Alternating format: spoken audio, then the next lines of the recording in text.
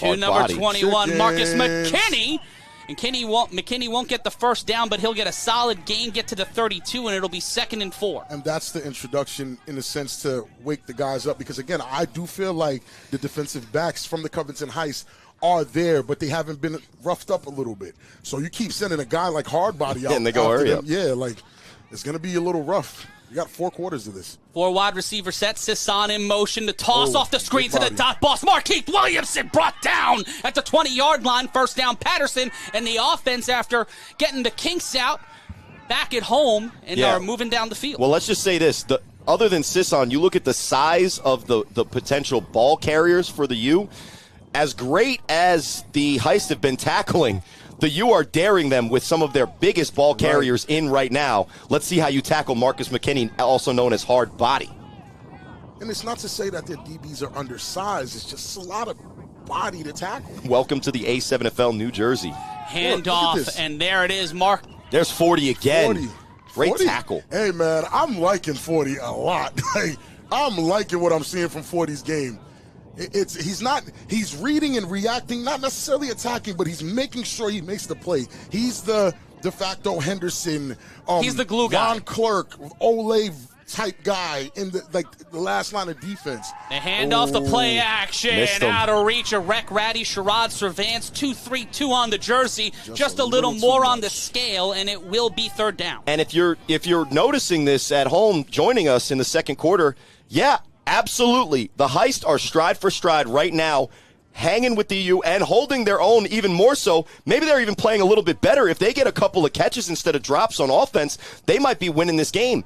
I think right now, guys, the difference for the Heist, at least right now, you look at their sideline, they got coaches out there that have been scouting the U all season. That's honestly what's going on. The handoff, the chat.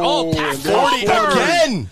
That man, Trey Brooks, is a problem. He's been everywhere, all over the field. I don't even know what position he plays, Rob, because he's played defense. He's playing defensive end. He's playing linebacker. It looks like he played safety on that quick screen. He's playing that hybrid linebacker safety that can come down to the line and get past your offensive lineman, can cover a wide receiver kind of with a little bit of help over the top. Not really. He's starting right now on this play at left defensive end. But it's 4th and 9 again. The 4th down force from this Heist team.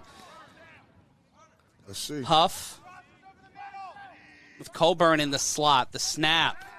Huff will get on his bicycle. Wow. He will be stopped. He will find a way to pump two guys over there. Big play. Haas. He put 6 on the board. Welcome to New Jersey. Touchdown, Paterson. And all you really saw there is they were beating him up. There was poor blocking from the U on that play, but Houdini Huff for a reason. If the Heist are faying 99 out of 100 quarterbacks that exist on this planet, only one of them out of that 100 is going to make the play that Huff just did.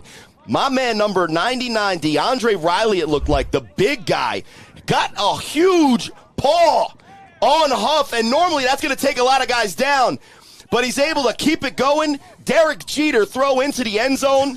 And it doesn't even matter if Haas doesn't catch it because Dot Boss is there as well. Right next to him. I thought, hey, bro, you catch it. Great drive defensively from the Heist, but just not enough on that last play. And here comes the championship point, the so crucial championship point, especially in a game like this where both defenses are And they'll bring Moon in for the one-point conversion, but back to SZN. Moon is wide open. There's 40 on the rush. Moon is wide open. They're corralling him just like on the 3-on-1. I like this guy. And this is a huge play. Who's the big fella? We talk a lot about, whether it's on the Games of the Week or the 3-on-1 podcast, the other divisions in this league and how they're able to tackle. No question about Ohio. They know how to tackle in the open field. They just surrounded SZN with guys that outweigh him by a lot. Great way to stop the conversion. DeAndre Riley? Yeah, he's big, man. I'm a fan. Thick boy season is in full swing. Look at this play. The Paterson U score first. Looks like Stovall got it. No, it's the big man. DeAndre Riley. After over 20 minutes of football, the Paterson U get on the board, but on the extra point, the championship points, it's the playoffs. These matter more than anything. The Heist got the stop. We're going to take a break. Lock yourself up with Locticians. It's the A7FL playoffs. We're live. Stay right where you are. Or carry your phone and get a snack. We'll be back after this. Something amazing is happening here. Climate researchers are weathering a data storm. That's because CDW transformed their devices and infrastructure with Lenovo ThinkPads and powerful edge-to-cloud solutions, delivering faster insights and increased performance, giving them the scale to stay ready for whatever's next. Make amazing happen. Lenovo and CDW. Something amazing is happening here. Inventory is practically moving itself, quickly and securely. Classrooms are getting more immersive. Data is powering insights and imagination. CDW partners with you to get the most from your technology. We work with you to plan it, build it at scale, and manage it, so you can do amazing things. Make amazing happen. CDW. Hey, man, at least we got another game to show. We are live on A7FL.TV. Matt Ryan, Corey Hammond, and Big Rob Fabien. As you were looking at that highlights, but right now, this Covington Heist defense has been locked in. They've only given up one touchdown against the U. It's 6-0, and you need to lock it up with Lock Tish and scan the QR code now and find the natural hair care professional in your area. Crossland. And there's no twisting that one. That's going to the back of the end zone, and that is a touchback. Carlos Crossland with that cannon of the arm. Listen, I have some favorites today, man. DeAndre Riley, to me right now, is a standout. 40 as well, if his name is 40. He told me his name is 40.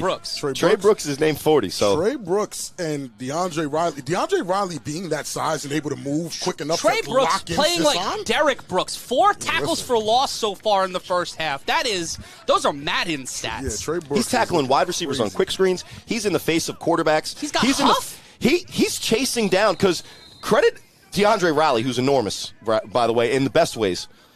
You know, whatever, take it as you must.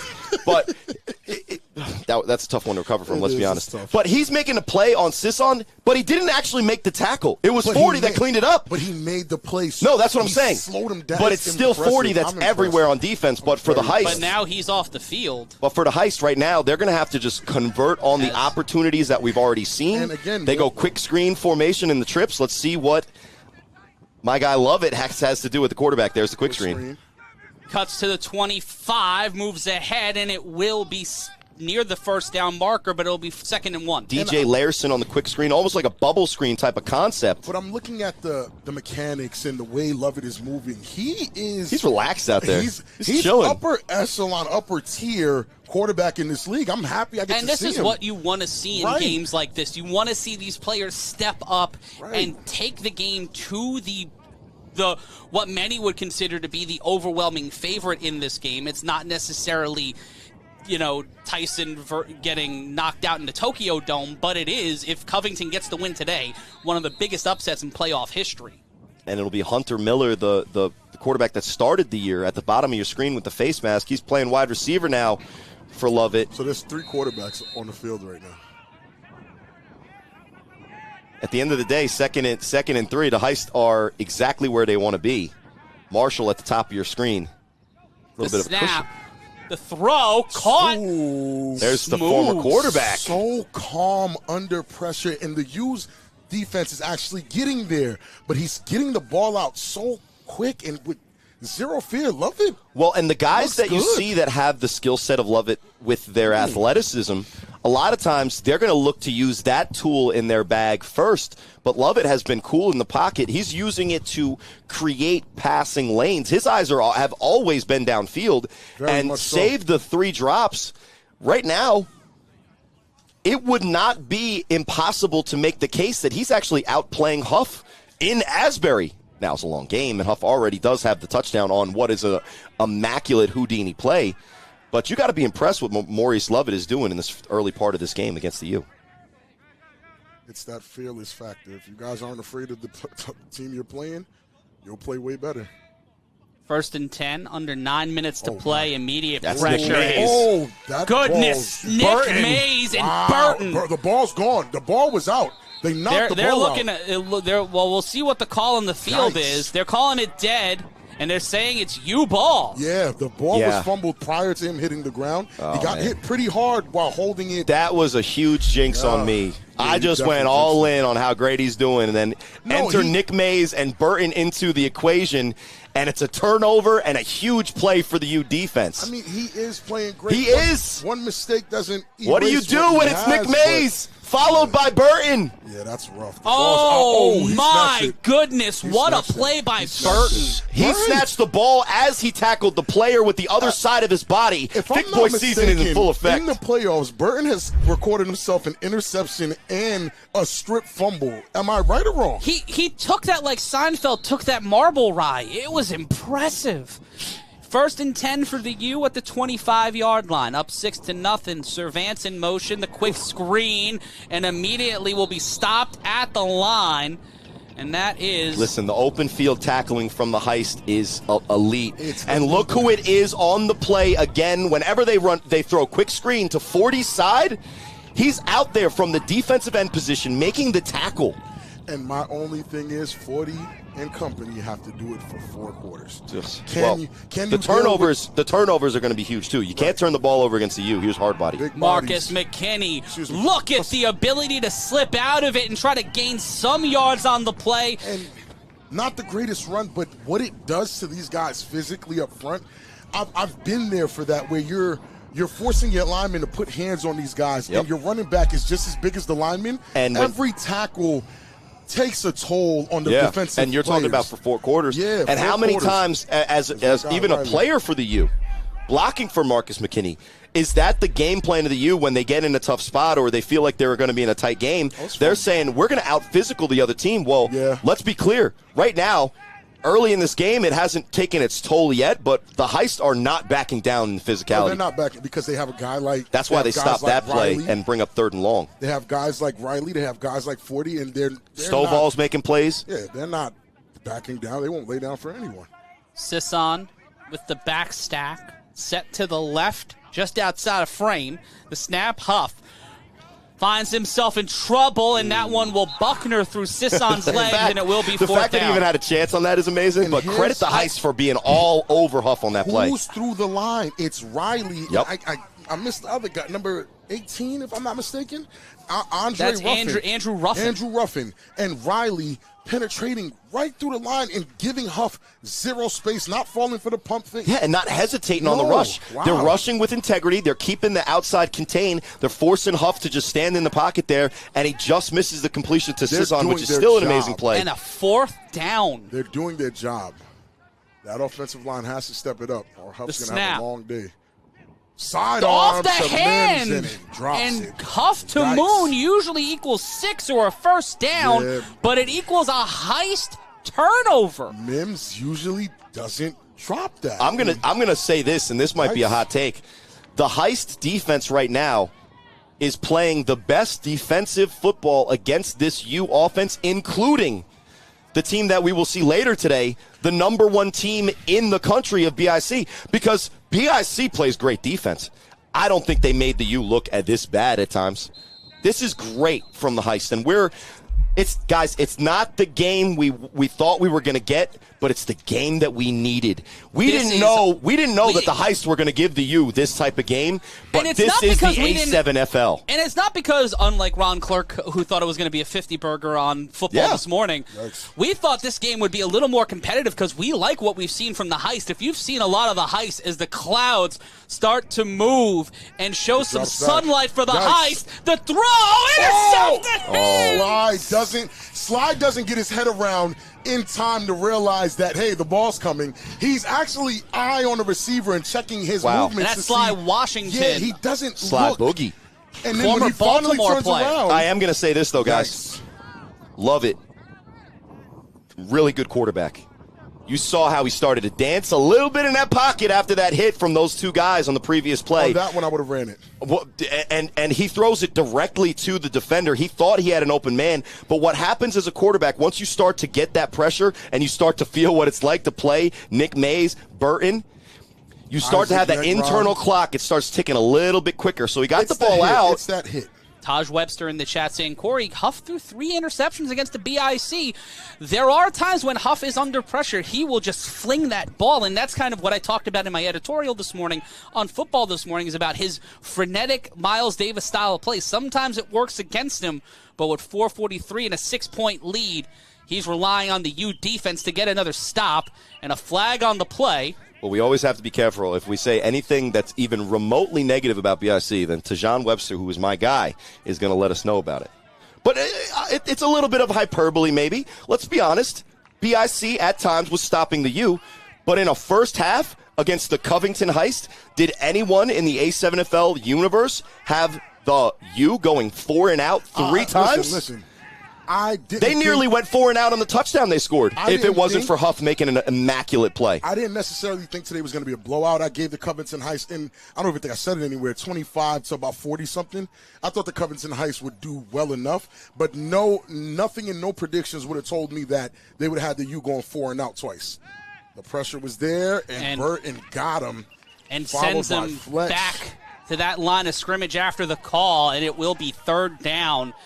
This is a defensive matchup, guys, because the Heist right now are doing everything that they need to on the defensive side of the ball. But credit the U, because they are raising their level of competitiveness to match what has been a great level of competitiveness from the Heist coming here from Covington, right in that border of Kentucky, Ohio area. We knew the Heists were tough when they came out here 2-3 seasons ago. And we knew against the Snow Tribe. And they had one hell of a And let's game. be clear, they're not like, I don't know, maybe a team that we see later today in the playoffs, like the Renegades, who haven't won a lot. They're 7-1 guys. They know how to close the deal.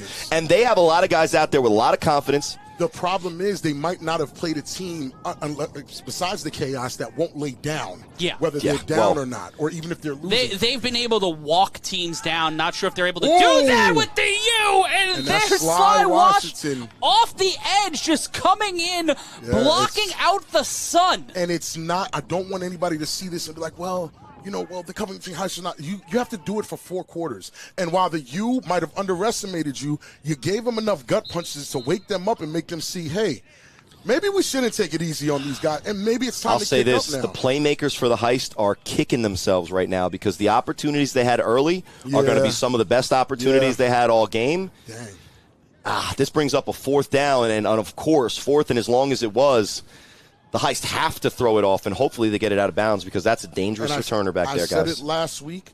The DNA of a potential championship team, whether it's the U, the Heist, the Renegades, the Animals, is being able to adjust on the fly. And here's that throw off. That is right in the middle of the field. They have faith in their returners, and you got to watch out when that man's on the field. And he will, much like Crazy Town, not be a one-hit wonder, but not have staying power on that return. That's good discipline from 18 right there, Ruffin. He got exactly where he needed to be because a lot of times, guys, that edge defender's not going to get to the corner to stop Sisson. And here comes Huff straight from the sideline into a formation. Snags Sosa's out there. Who came late as well. So let's see again. That's a Baltimore special all day. Look at him. You see it? I narked on him. I narked on him. I mean, they don't see it. The Heists don't see it. Oh, they're about to get a lovely trip to the city of Baltimore. Yeah, they don't see it. They don't see it. Look, he's following them. The handoff. No, Huff will keep it. Huff will hit to the sideline. Huff will scream out a play inside the 25. And come on, Snags was on the field. Huff is wincing with each step. I don't know if he re-aggravated the injury. He might have re-aggravated that leg injury on that sack because you saw when he planted and he fell. Yeah. Well, even on the touchdown, he's doing insanely athletic things with his body. So he's got to play at 100 against this Heist defense to get anything going for his offense. They go boot action. He gets out in front, converts the first down. But now they go double tight, and guess who's in the backfield? It's Nick Mays.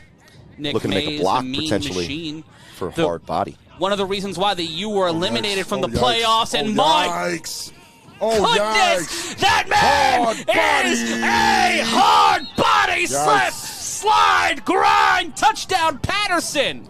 And you saw the block from Nick Mays. He seals the edge. You see hard body and just the pure determination. He's a tough guy to bring down. That's a great touchdown run from the U, and it looks like it's going to be timeout after the score. And it is. Oh no! They're calling it in. They're calling it out of play. Oh, wow. Let's watch here on the replay. Boom! My good, don't go low on him, young man. And that's what I'm saying. Can you do that for 4 quarters? Can you? In this heat, in the mugginess, bang. Ooh! I don't know, guys. I don't know. The That angle pylon's wasn't down set. before he that angle doesn't tell me crosses. anything.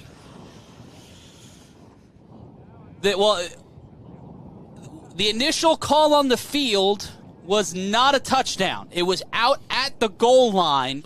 You see here on the replay, you get the seal, you climb into the hole, you accelerate through the arm tackles. Keep your The balance fact and he was just able go. to get through those defenders and then that second level of blocking. Unfortunately, it's not Watch a this. surprise. Ooh. Well, they got past not a the real surprise. danger zone of the Heist defense. 40 wasn't there. 99 wasn't there. But ask The yourself call, why. and just for those who want to know, the call on the field is that he was out at the 2-yard line. This is going to be a This great is probably angle the at it. best angle we will get of this shot. And he's, his feet are were over up. the goal line. His feet were up. His feet weren't even on the ground. That's 6. His feet weren't in the air.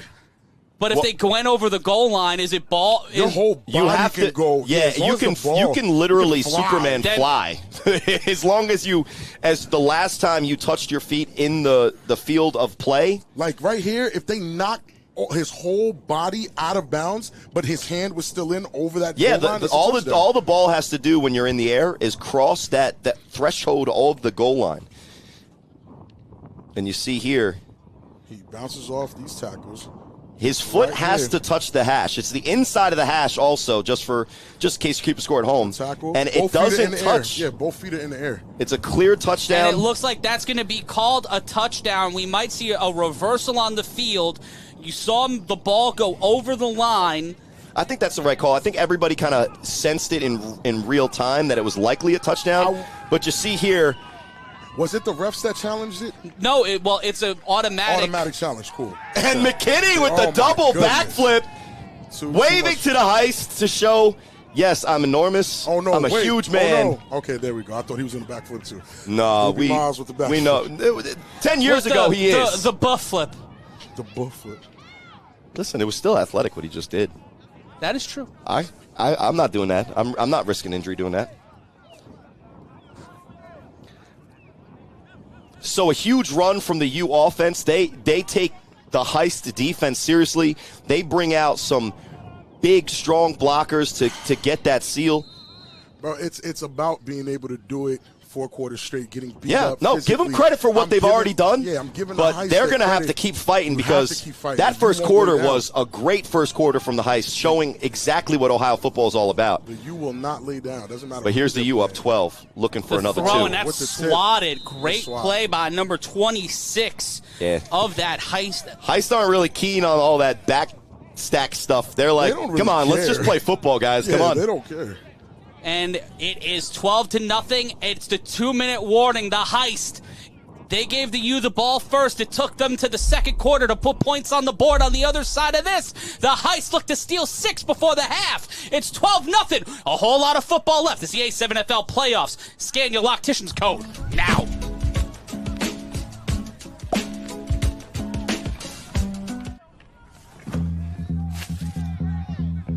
Ça, j'étais pas venu dans le Montréal. Basically, every 20 minutes, c'est qui vont flying out. And voilà. This is gonna taste all right.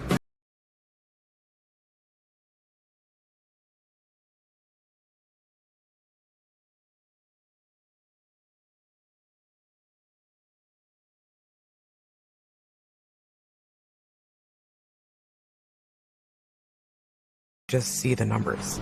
We see the people. Detroit has just changed so much. You can see what it once was. And then I think about what it can be. As an entrepreneur, it's about how I can give them the tools to empower themselves. If we can just all do something small, all the small things will start to amount to something big. That's why we're here. To help make it happen. JP Morgan Chase. We're back live here on the A7FL Playoffs, 12-0 your score at the 2-minute warning. Empower your natural beauty utilizing Locticians. They've been a great sponsor all season long. We want you to scan the QR code and go on over there right now. It's the A7FL Playoffs, and here's a 3-on-1 throw-off. That is a high pop fly by Huff. It's far That's enough. got to get past the 25. It does, and he will land.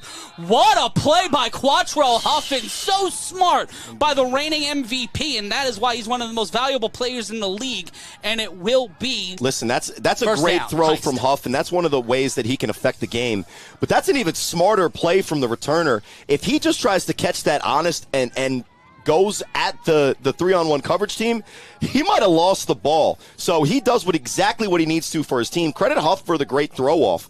That thing was sky high. And Huff has been practicing that all year. And that's going to be a huge weapon if they ever need the get back, because if he just adjusts the angle of that, they could potentially make a tackle behind the 20. So that's where the strategy of the get back gets in. But guys, don't go anywhere. 2 minutes left, and the Heist get the ball at half. This 12-point lead could be erased with a couple of great drives. But let's see if Lovett from our guy Lovett. Let's see if Lovett and his receivers could finally make a meaningful connection downfield to move them into scoring range. Little bit of miscomm here, and then it'll be Washington making a move to cover the slot. The snap. In trouble. Lovett throws it to 33. He catches it. He will get to the 30.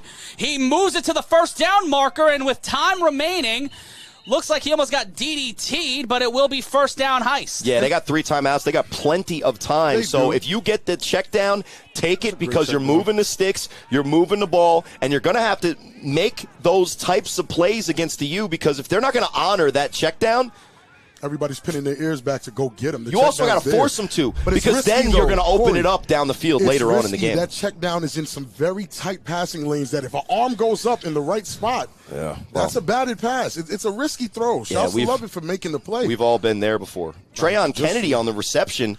I've never played quarterback. That's what I'm saying. I've been there before. You've been right underneath the pass getting swatted away. Yeah, I guess. First and 10. Snap, the throw off the screen at number 15. Hall. That's Amatrice Hall. Amatrice Hall screaming downfield. Amatrice Hall brought down at the 30, gets eaten by the turf monster, but that is setting a tone, young man. He wanted his name called. There's your name called, Amatrice. First down, Covington. I was ready to do the first Ohio. Bye. I got excited. Now, he got through the tackles. Yeah. The arm tackles are not going to bring him down. No. You see the determination he got on that quick screen. Definitely. Take a look at this. Give the man the ball. Good blocking and there. Carlos Crossland, he can't be going for shoelaces there. He's trying to untie his shoe. Credit Henrock for hawking him down. But that'll make that speed. And that'll make up for it.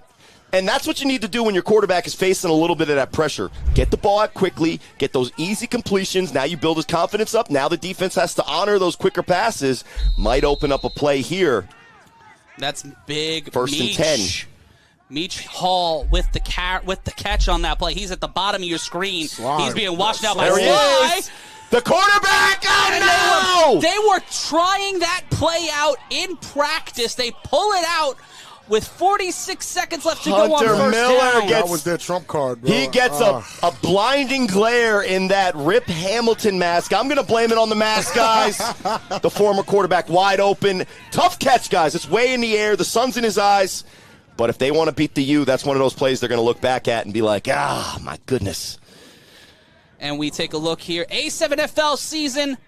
Time to get tickets. We're coming home on July 21st. Tickets are on sale now for the A7FL National Championship. It's our 10th anniversary homecoming. Get that tickets now. 30% off for the next 24 hours using A7FL 30. That's all tickets, VIP packages, GA, and more. Go to a7fl.com/championship now. That's a7fl.com/championship. Use the code A7FL30 until Monday. The snap on second down. Pressure. In trouble. Nick Mays. Nick Mays, the mean machine, Nick walking Mays. in alongside Isaac Negron. And Fletch. That is a very good defensive front. 3 guys that annoyed the living daylights out of me when I played offensive line. Mix of size and strength from both of them. Fletch is speed. Love it limping after that one. Timeout called, I believe. Fletch has the speed. Nick Mays has the speed and size and strength. And then Isaac has the size and strength. And you look here. Here's the quick screen again. Amatrice Hall not going to be taken down by his shoelaces. Shoelace. We know Carlos Carlson can make a better play than that. Way better than that. Hey, business decision. But the sack there on second down, guys, it was Nick Mays getting around what looked like a pretty good block. And with just his fingertip, he gets the quarterback down on a huge play here as the clock now at 40. And the Heist burn their second timeout. They have one timeout remaining. They're going to have to make a big play here. Here's the sack. You see, check the top of your screen. Good get off from the defensive lineman. Decent blocking, and it's just that free hand. Oh, amateur Saul again, but can't get free. Okay. Let's relax, guys. Let's relax. You see the tenacity from amateur Saul. Come on. All right. Keep it football. Let's relax. Keep it football. You guys are just trying to get off the sideline. Tensions high here in A7FL. It's the A7FL playoffs, so we know that it's going to be spicy. And we'll... Still just conversation. And it looks like cooler heads are prevailing. We're walking them back to the sideline. The refs are handling it as we now will enter fourth down after this. We'll see if there are any calls on the field. We see the flag has been thrown. Now, you don't love the flag, and sometimes you got to make sure that you stay cool under the pressure of this really tight physical football game. You do have to appreciate that the Heist, they're not backing down, but I think you got, when you're the receiver there, Amateur Hall, when you have an opponent on your sideline. And we'll take a brief timeout here. We'll wrap up the first half after this. It's Paterson 12, Covington nothing. We'll be back in 30 seconds. It's the A7FL playoffs. We'll get this first half settled. Can Covington get a play on fourth down? Find out after this.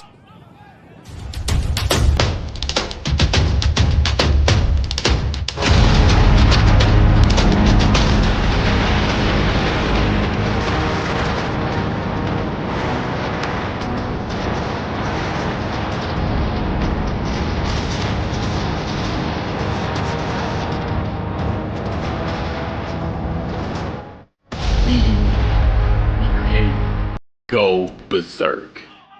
Is your content marketing drifting away? Unleash your videos with AI-powered Scene Machine. Scene's video experience platform processes your videos and helps you break up videos into smaller clips, making sharing easier and time-saving.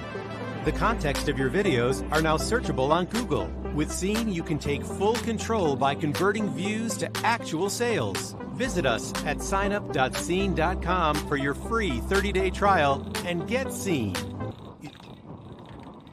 Shout out to Peter Streff and everyone watching across the world, whether you're in Switzerland, Asbury, or not. You need your cleats spatted. You need to get taped up. Head on over to Tape Me Up, scan the QR code now, or go to tapemeup.net. Get professional athletic training services to athletes of all sports and ages at tapemeup.net.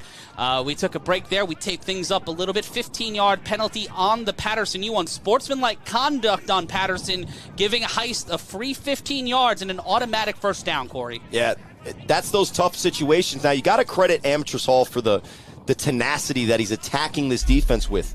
But I didn't necessarily love how everybody on the sideline over there started to get into it with the one or two guys. Now, the penalty's the penalty, and we weren't down there to see who escalated it past talking. But if you're the you got to make sure that you're not giving the Heist free plays, because right now, with 38 seconds left, this was the perfect situation for the U to stop the Heist on 4th and 15. Now, with 1st and 10, they're going to have to get right back to the defense and stop an offense that, at least on this drive, guys, has been moving the ball. And, Rob, what do you think as we have 35 seconds left and the Heist are knocking on the door? I think people got to remember we're still playing football and just keep it there. Yeah. That's what we're doing. We didn't come here for anything else. Regardless of what's happening anywhere else, we came here to play football. But you know this as much as anybody, Rob. Part of the U identity, part of the mystique of the Paterson U is that they go out there and they play a brand of football, even without the extracurricular stuff, that is meant to bully. They're there to try to put you down. They're trying to. But do you see the key word you said? They play a brand of football. Absolutely. But when you're on the sideline and you got a guy in your face, I don't necessarily love the extra stuff, but you do have to kind of give a little respect to the Covington Heist, because in a football game, it's about physicality, and they're not backing down at all. 1st and 10 from the 15-yard line. They're exactly where they need to be. The handoff cuts to the outside, brought down. After a gain of about 2, it'll be 2nd and 9. They have to get past the 5-yard line, past the 6 for a first down. Nick Mays and 40 for each team respectively have been playing lights out defensive end. They're covering sideline to sideline on plays to the outside. And when you're a defensive end and you can either make the play on a quick screen, you can make a one-handed sack on a quarterback while you're getting blocked, or you can get the jet, the jet runner on a jet, because you're that fast, you can get to the sideline. You're playing one heck of a game at the defensive end position. But the Heist get out of bounds, which is probably the most important thing. With 35 seconds left, it's a manageable 2nd and 6 on a 12-yard line. 2nd and 6, 35 seconds left to go in the half. Ball from the 13-yard line. The Love throw it. in the end zone, intercepted! Henrock. Whoa! Henrock. Looking Play's to not run it dead. all the way back. The clock's still running. My. Tosses There's it Nick back. Mays. Nick Mays. Wait a second Nick now. Mays looking to put a punctuation mark on this one. And that one will be brought down around the 35. And all I hate to say it, Go ahead. Corey, please, and you just tell me if I'm wrong. I'm ready to be wrong. Go ahead. Lovett's been looking to throw it to the other team for a minute now. He's been No. throwing these. No, but he's been throwing these player passes. for the Heist down on the sideline, and great sportsmanship from the U trying to help that player down on the sideline. Yeah, he's been throwing it in these risky spots that, again, I still love how Lovett is playing. A mistake's a mistake, but he's been kind of throwing it in spots where it's supposed to get picked off. There's 2 Lovetts that we've seen. There's the Lovett before the big hit and the fumble that Burton was able to somehow sleight of hand a football out of a quarterback's hand as mid-tackle. And we're going to take a brief injury timeout. It is 12-0. We'll let you know what Corey's thinking after this. A little bit of tease. It's the A7FL playoffs right here, 12-0 with 19 seconds left to go. The U get the ball back off the INT. We'll end this first half after this.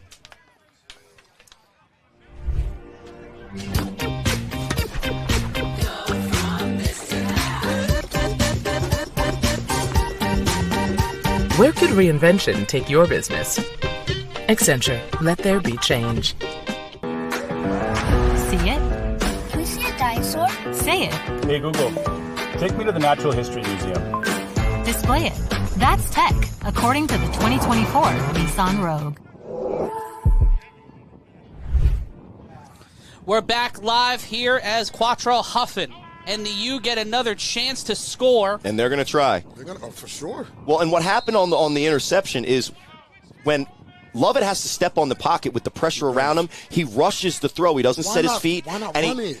Because honestly, it wasn't there. The pass was, if he puts enough oomph on it, credit Henrock for making the interception, and nasty stiff arm in the end zone. Snap, the throw, and out of reach of the receiver, Pat Coburn, and it will be 2nd down. Number 18, Andrew Ruffin, again, he kept Pat in there just a little too long. He's played smart, technically sound defense. I have to say. Return coverage. He knows how to play technically sound football. They're good. No, the Heists are good. The Heists are good. I think once we head into the offseason, there's going to be a lot of interesting conversations. The handoff, Huff will just keep it. He looks for a toss back, tries to play some. He didn't just do that. No, he didn't, bro. No, he didn't. He's still looking back. And there's to Pat Coburn. He tosses it back to Sisson. Sisson at the 40, and he'll toss it back. They're still going. To big play, Haas Dubois. Dubois continuing to run the floor. It's turned into the Harlem Globetrotters at the Garden, the Patterson U. But the Heists are all over it. This could be a huge turnover. This could be something big here at the end of the first half. Trying to set the tone to toss back to Huff. Huff throws it back, and there it is. Sly Washington, the coverage still going to the sideline. Brought down. They shoelace tackled him, and he's dead. Credit to the Covington And they Heists. show him love on the sideline after that huge tackle. Players down, but what a sequence after that tackle. Yeah, credit to the Covington Heists being able to tackle him there. Every other team that I've ever seen that happen to eventually gives up the touchdown. They play a good 45 seconds This is 20 seconds already in. We can't even rewind the shot clock would be violated. Everything's violated on this play. Getting the ball back here, and then trying to go for this half-court throw. And at the end of the day, nothing matters if they stop them, and they do. So credit to Heist, because this is one of the toughest positions you could be in as a defense, playing this open style of just kill the man with the ball. This is not football. This is not something. This turned into a tip drill. This is not something that your coach ever had you do. This is football that you played when you're 6, 7, 8, 9 years old at the park. All your friends are there, and you're just trying to make somebody tired enough that you get a seam. The Heist are everywhere. How do they only have 7 guys on the field? Andrew Ruffin stops SZN from getting the ball. Absolutely. What a tackle by that defender, though. That's Jaquan Jackson, and he's made a couple of plays in this game. That's the biggest play he made all day. We are taking a break here because it's halftime here in Asbury Park. But if you want to be a part of the A7FL, go to a7fl.com/owners. Be an owner now. Head on over. We're going to take a brief timeout, and when we come back, we'll recap an insane first half. It's 12-0. The Heist get the ball at half. We recap what happened in the first 30 after this.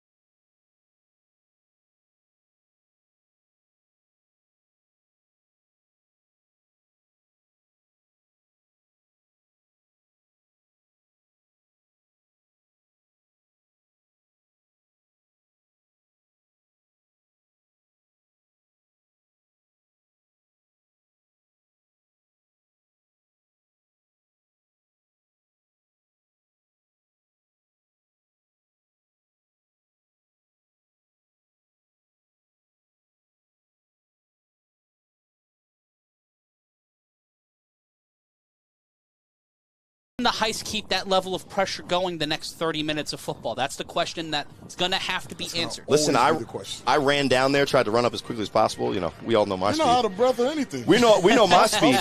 But Skylar Hurd, offensive coordinator for the Heist, he basically just had 2 words for me. You know, 2 words-ish. Told you, which is 1 word. So, told you so. Wait, right, because Skylar Hurd said that? Skylar Hurd said, told you so that they could come out here. I said, good job, guys. You're competing with them. He said, told you so. I think these guys are looking to win this game. It's a moral victory at halftime to be down 12-0. Coordinator is not here. He is watching this from home right now. He can't call someone on the phone? Well, I assume, but when you have that, when you lose a coach and you have to work through the phone or work through a device, that's...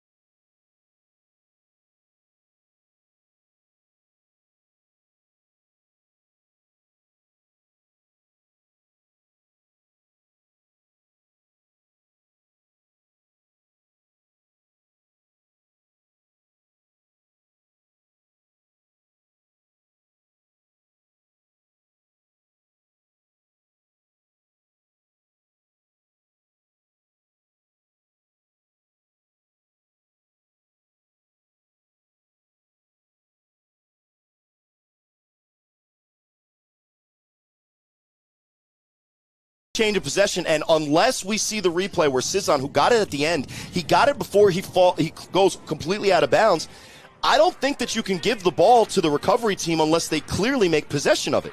But if it goes out of bounds, it goes to them. It touched players, so it's not an illegal procedure, because if it doesn't touch anybody, this is golf at its finest. That's the backspin on the green. And if he catches this here, he might take it to the crib. And it's touched by Huff, and it rolls out of... No, it's out. It's out. It's out. So it's going to be Heist ball. Listen, we've seen a lot of things in 10 years. In my opinion, it's Heist ball. We've seen a lot of things in 10 years in the A7FL. We've seen a 3-on-1 returner. And it will stay with the Heist here. It'll be 1st and 10 Covington. Rob, you were there in Roselle. We've seen a 3-on-1 returner catch the 3-on-1. Out of bounds. Toss it back. No, inbounds. Yeah. Toe tap. Throw it back to himself, go out of bounds, run back inbounds, catching his score. It was going against me. And I've never seen the ball not be recovered by anyone. The way that the rule breaks out, and that's why the Heist have the ball, since it was touched, it's not a penalty, but since it goes out of bounds, nobody has possession of it. 1st and 10 for the Heist. 2 wide receivers set. Love it. Marcel Bates is going to be looking to occupy 2 offensive linemen. And Carlos Crosland on Amateur's Hall. That might be a mismatch, might not. We'll see. Washington there, too. He spies the throw. Deep downfield. It's a foot race, and he loses it in the lights, loses the step. Man. He's going with Carlos Crosland stride for stride. Right, and I love it because Lovett's still putting it somewhere that Carlos Crosland can't possibly get it, but neither can his guy. So it's like, Amateur's Hall all year has made big play after big play on that exact same look. What he hasn't faced in what we saw earlier on the overthrow when it was Neon Dion Davis in coverage, and here with the Maryland product, Carlos Crosland, is the physicality from the corner. Most of the time, he's running right by like it's an open gate, and maybe that pass is on target. You see him and his size, he's not going to be overpowering people. So great coverage, because it's not pass interference whatsoever to just run in a straight line. I do want to answer a comment, though.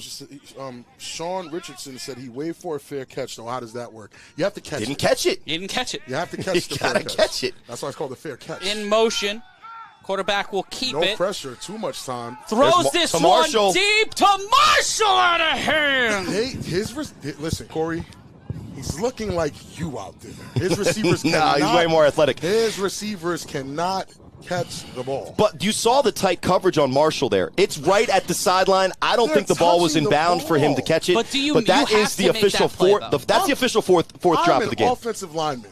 If my job is to block and I miss one, I get criticized. I'm here for it. Okay. Are you making a catch? And Sean Richardson asking, why does the clock run off the incomplete? The A7FL, the clock runs from the start until a scoring play or a turnover on downs. Hey, you learn something new every day. Yeah, the clock doesn't stop running on an incomplete or an out-of-bounds play until under 2 minutes in the second and the fourth. But the Heist have been in this situation too much today. 3rd and 10 is tough to convert against the U. And here's Fletch. 3rd down to throw, and that's intercepted. Oh, Henry. There's Henrock. Thrown right to Henry Smith. Henrock puts him in a blender. Uh-oh.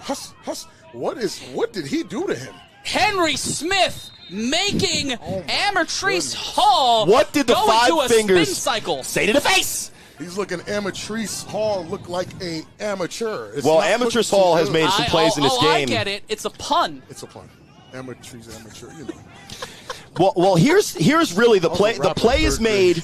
The play is made when Nick Mays puts the pressure, forces the early throw on the timing route. The out is behind Amatrice Hall, who's wide open, by the way.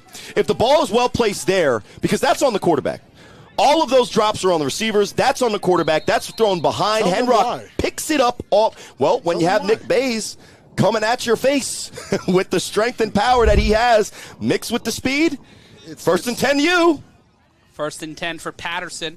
Snags Sosa sets up behind Huff. He gets the toss. Snags Sosa cutting through. What a play from the explosive Baltimore native. He don't run a 5.9. He gets a big play, and it'll be 2nd down. Doesn't get the first. He hit the circle or the B button, whether you Xbox or PS. Well, that's talking about our guy, OG Buck. That is Snags Sosa.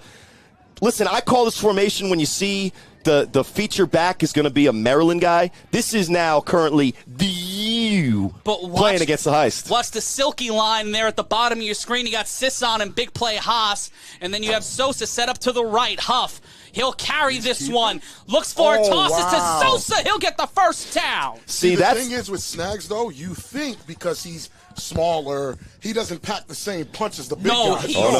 That is one of the angriest men I've ever met, and I'm saying that. Yeah, it's a little, Snags is tough, man. That is not a scat back. That is a running back that just happens to weigh a little bit less than you would expect him.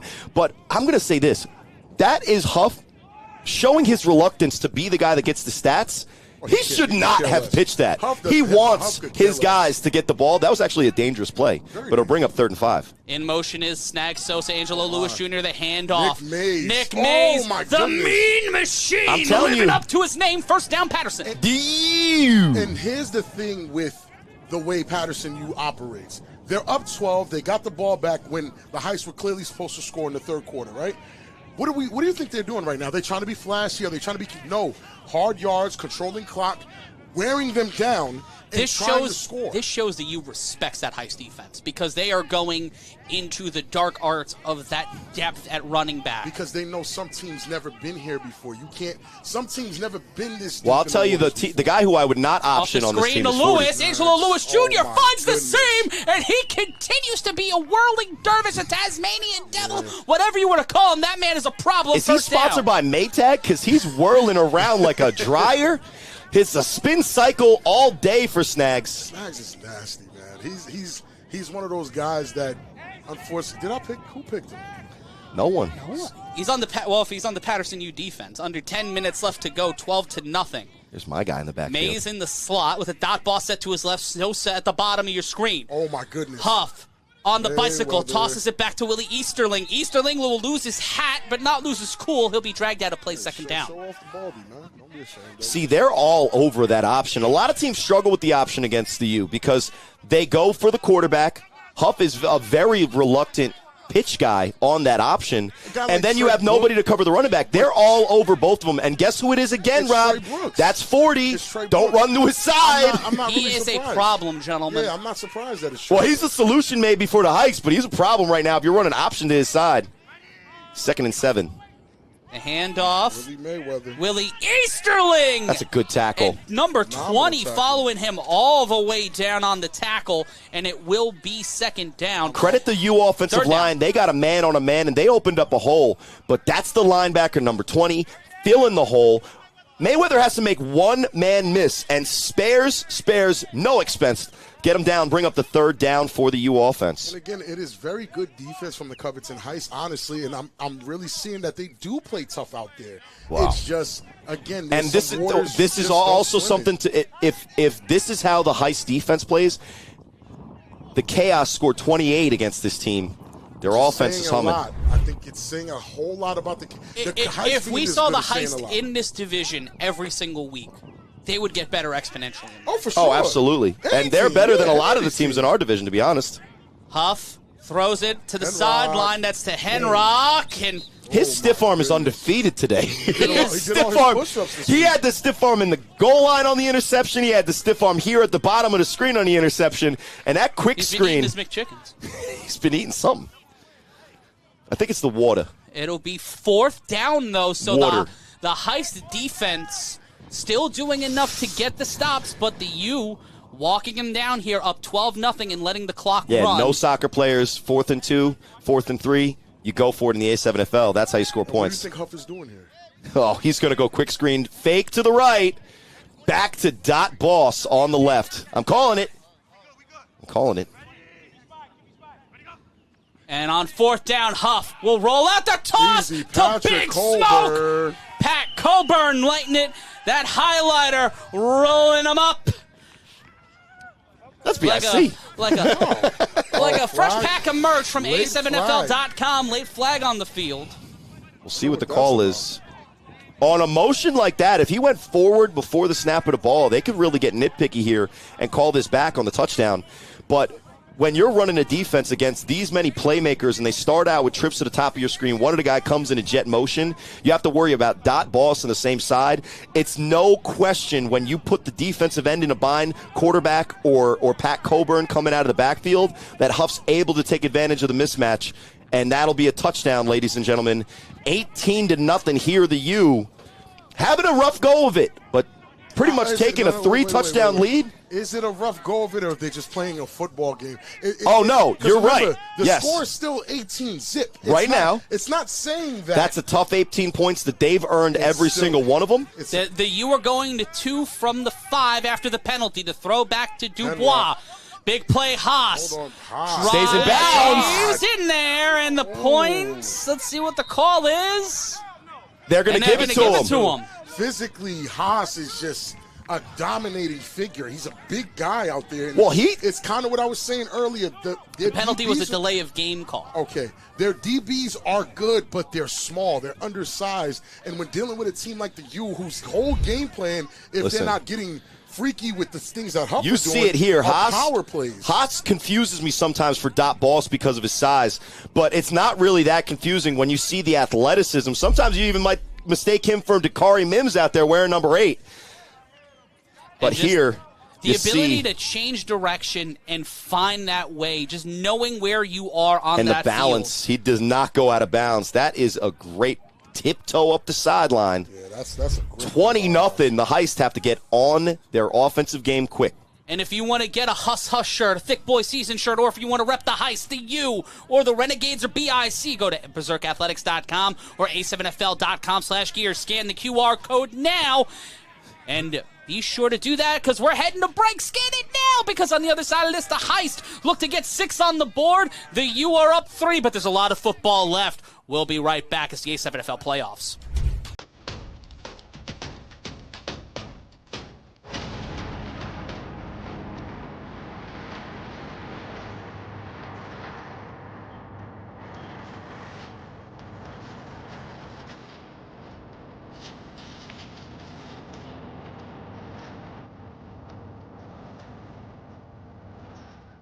Be creative.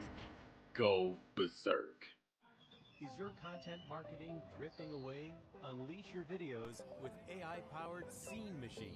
Scene's video experience platform processes your videos and helps you break up videos into smaller clips, making sharing easier and time-saving. The context of your videos are now searchable on Google. With Scene, you can take full control by converting views to actual sales.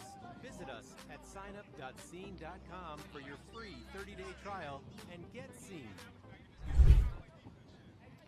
We're back live here on A7FL.TV. 20-0 your score. The Heist looking to get on the board. They started the half with the ball, an untimely interception on the first drive of the afternoon as that one is thrown deep. Bounces, and that is caught off the bounce. Catches to the sideline. He's covered by Sisson. He meets Huff at the 30. Tries to get through the defenders. Tries to keep the ball, and he will grind his way to 36. And when you have three of the fastest and hardest hitting humans in the league chasing you down, that is a solid return after how that started. I am impressed by Andrew Ruffin when he has an opportunity to show what he can do football-wise. He's fast. He's poised. He reminds me of like we've been doing the Aldi's thing, right? He's the Aldi's Trey Cohen right now. He's making plays in so many different ways. You got to give him credit. That looked like it was going to be a huge hit from Huff or one of the guys, and he fights for the extra 4 or 5 yards on the return. That's pretty good field position. 36-yard line, but it's going to have to. After a throw like that, that's great field position. And let me say this.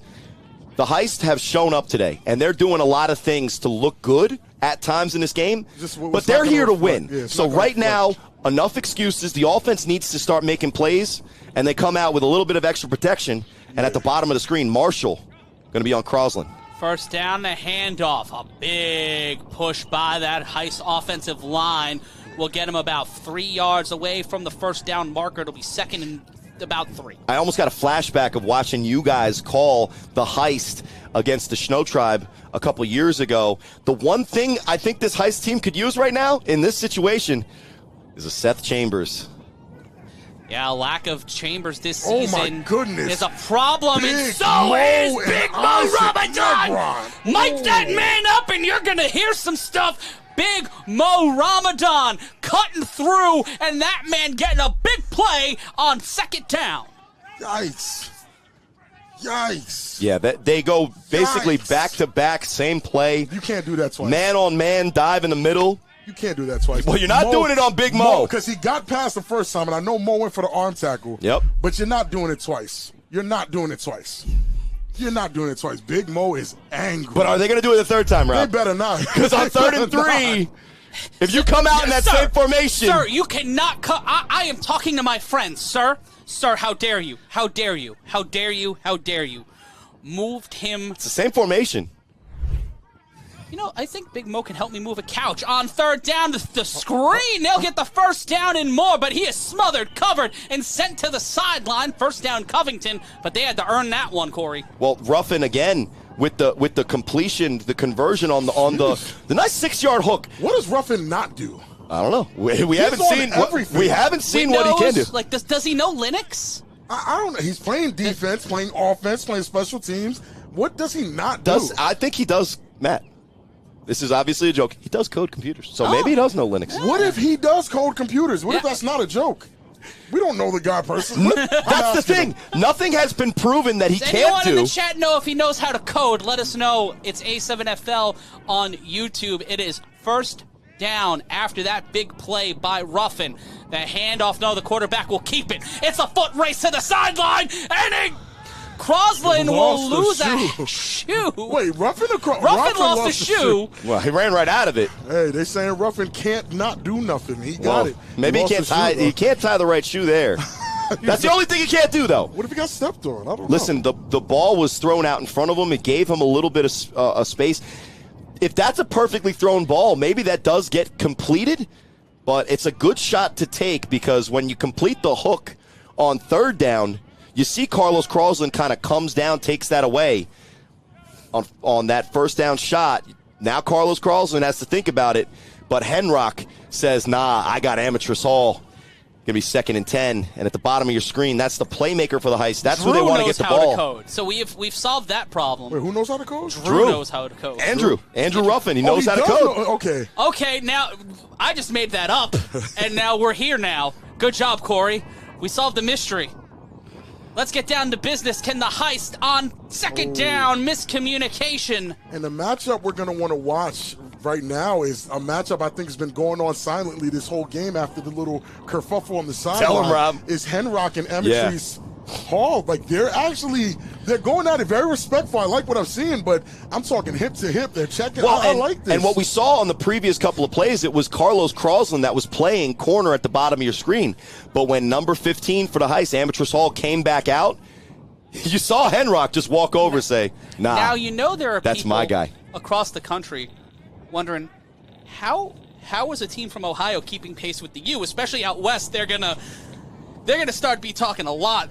And they play defense. I don't know. Heist play defense. They make open field tackles. That's why it's not a blowout, because all the plays that I don't know about keeping up, because it's, you know what I'm saying, we have an old saying, it's 21 zip. You should have been off the sticks. I don't know. It's 20 zip though. Pressure. And they try to keep it going, and he Marshall. catches it inside the 30-yard line, and Good a big catch by play when it matters here in the third quarter with under 3 minutes left. Love it, making it matter. Off his back foot, Lovett throws the ball to the corner. Now, it looked like, because those two routes, that combination was out from the shorter offensive guy, and then corner behind him. I think what Henrock did was he broke on the out route. Ball sneaks right behind him on the corner. Great catch from Marshall, and another conversion for the Heist, who are moving on this drive. 1st and 10. Love it. There it is, Henrock versus Ametryst Hall. It's Marshall again at the top of your screen. And there's Hunter Miller at the bottom. Hall.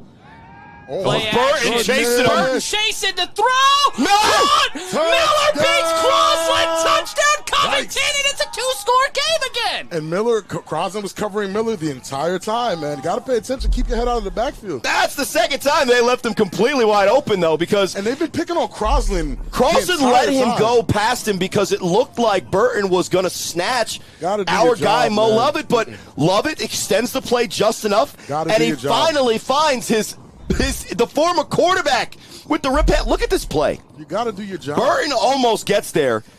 And Carlos just gets turned around. Yeah. You got to do your job. Hunter Miller. You got to do your job. Making the play here. Like the Phantom of the Opera, swooping in out of nowhere and ruin everyone's nice night at the theater as he puts 6 on for Covington, and they will go for 2 from the 10-yard line. We talked about the catch. We talked about the coverage. That's a perfectly thrown ball, because if that hangs up anymore, Crosland can... had those all game, and unfortunately his receivers weren't able to pull them in. This is the first one. There you go. The game is different if those guys can catch passes. Still third quarter. And now Mo throws and out of reach of the sliding receiver. You like that. You like him moving around in the pocket and still. I like that he moves around the pocket and keeps his eyes down the field. I want him to run I think after that touchdown, you can see the confidence building back. His wide receiver slips in the end zone. That could have been a potential completion, but you see his confidence building back. He's kind of starting to feel out what the defensive line is doing for him. When he does step up into that pocket, he's letting the ball go a little bit quicker than expected, but he got his team in the end zone, and 20-6 is exactly where they need to be. And, folks, right there on that play, Carlos Crosland needed his cleats taped and spatted after that play by the Hunters offense. It's 20-6, and we want you, if you're an athlete and you need to get taped and spatted, head on over to Tape Me.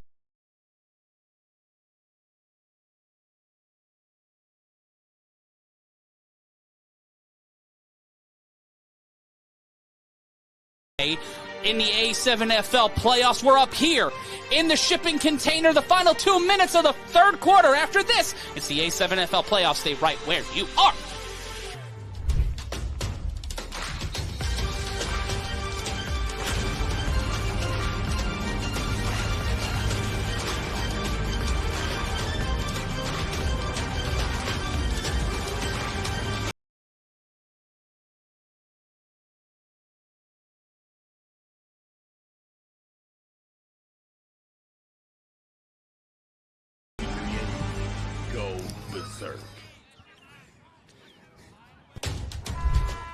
We are back live. Jason Sisson will return the ball for the Paterson U as they will return it for the first time since the start of this game, as they got the ball first after the Covington Heist won the toss and decided to defer.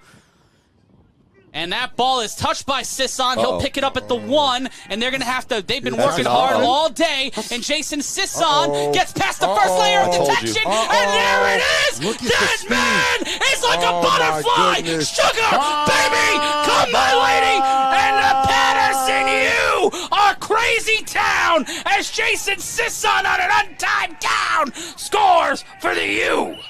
Though I said uh-oh because what happens, and we'll see what the penalty flag is afterwards. Unsportsmanlike conduct. Show the shoes. Unsportsmanlike conduct, and there they are, those butterflies. I'm not quoting Crazy Town because I wanted to. It's just because of the shoes. It's gotta be the shoes. Paterson with the touchdown.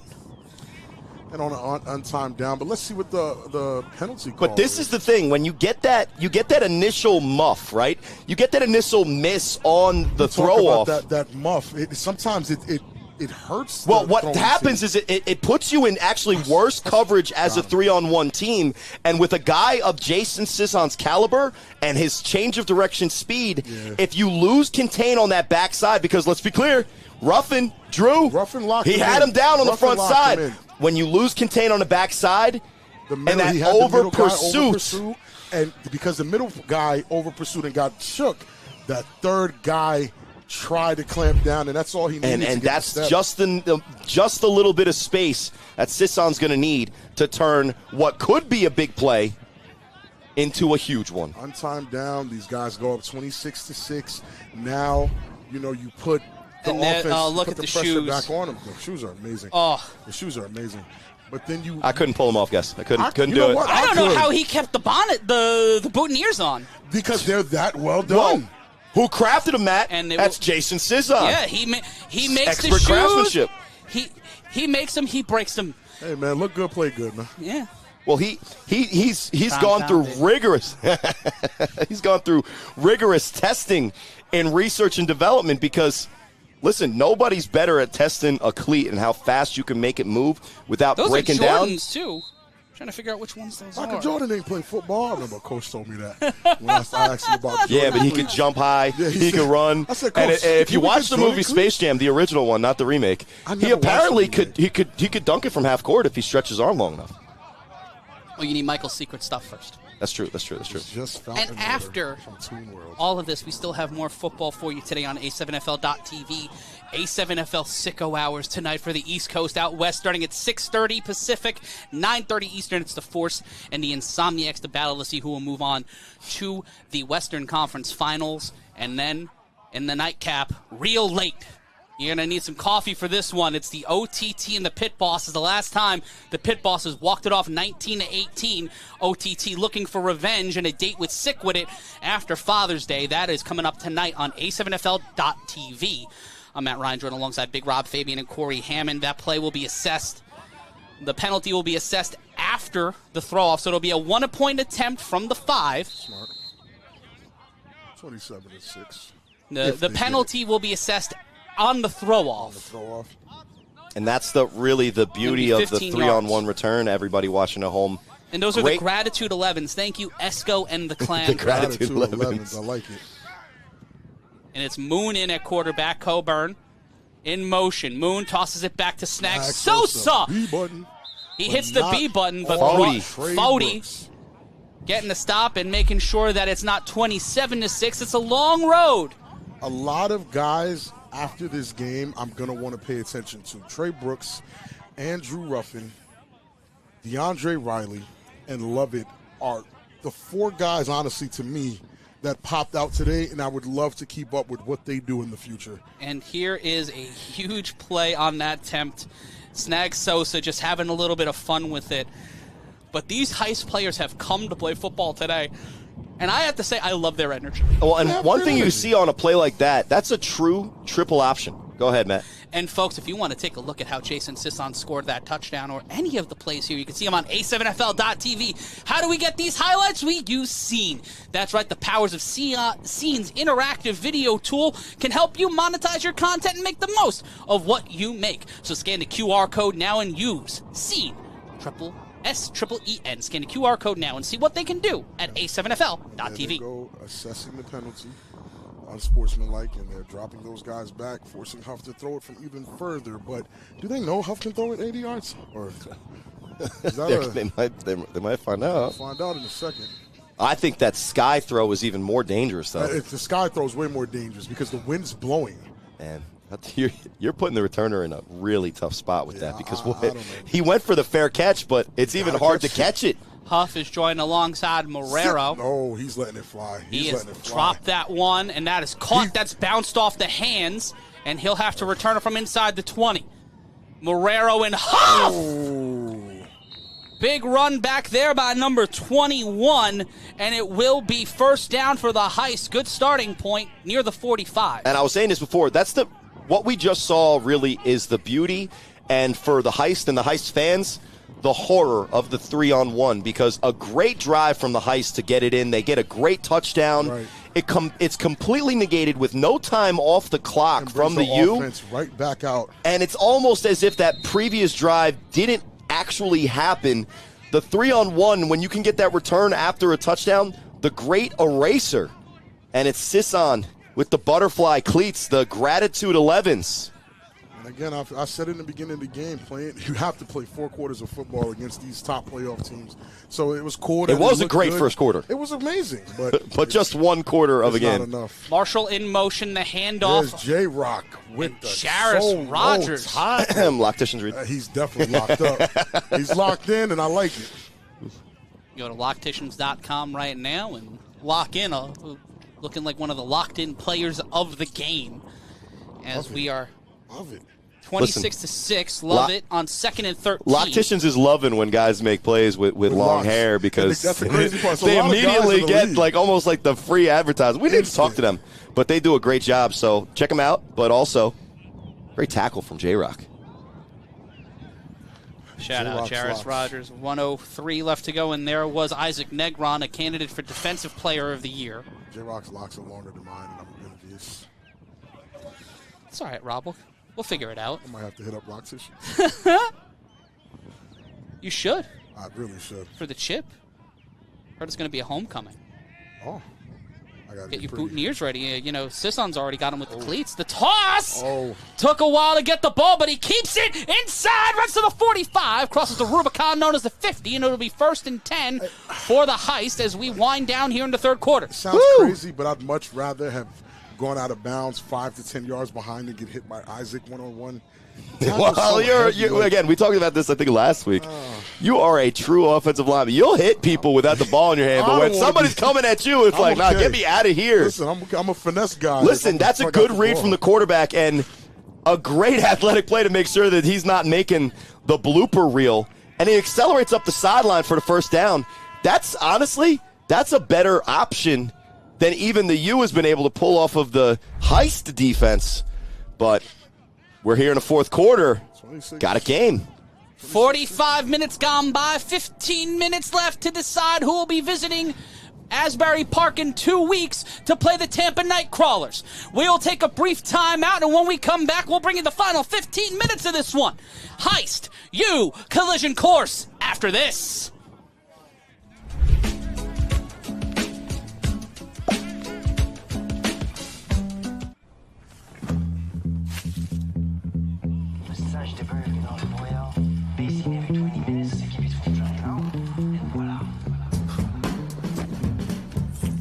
This gonna taste all right.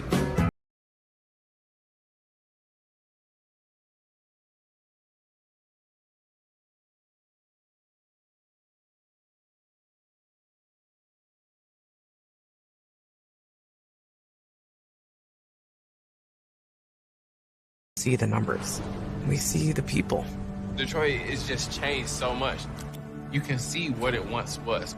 And then I think about what it can be.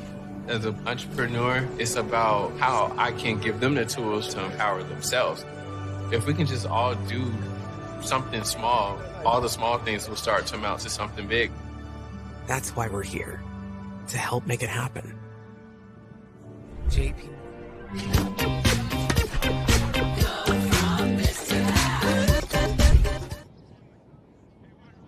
A7FL.TV, Matt Ryan joined alongside Corey Hammond and Big Rob Fabien as we're bringing you the final 15 minutes of our game of the week from the national playoffs, the second round. Tough physical football game, all 3 quarters so far. And the Heist aren't coming here. The snap on first down. Stop behind the line. Marcel Bates. The wrong guy to run into. A lot of guys on that defensive line are the wrong guy to run directly into. I mean, technically, Rob, the way football works is if you run into the other guy, it's the wrong guy. Not always, but sometimes that's guys true. that run over. Listen, that's true, but with this U defense, they've got the depth at defensive line to stay fresh. Right now, you see the Heist after a great drive. So far, pretty good drive this drive. But it's a lot of work they need to do. They're going to have to get, second and 12, they're going to have to get a pass again going. Hunter Miller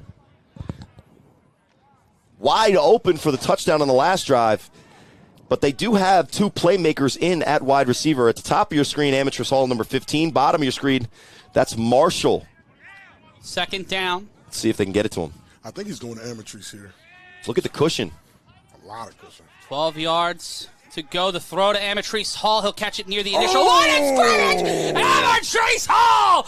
That man Meach runs into his own defender. Marshall. And he gets the first down. Marshall with the tackle. Listen, that's on-time throw on the hook.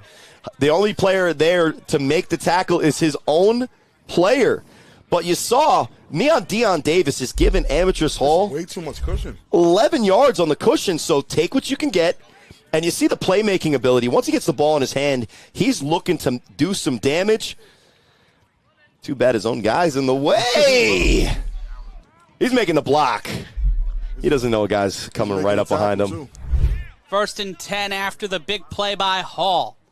Now they learn they're putting the defender right up against him. Not a lot of press cushion. coverage. 3 wide receivers setting immediate Got the pressure. release. Negron is thrown deep. Amatrice Hall! Amatrice Hall! Slide! Heist! Steal it! Make it! 12-26! And folks, it might be time for a big get back. Tough. And again, the mismatch is there, and that's why they keep picking on it.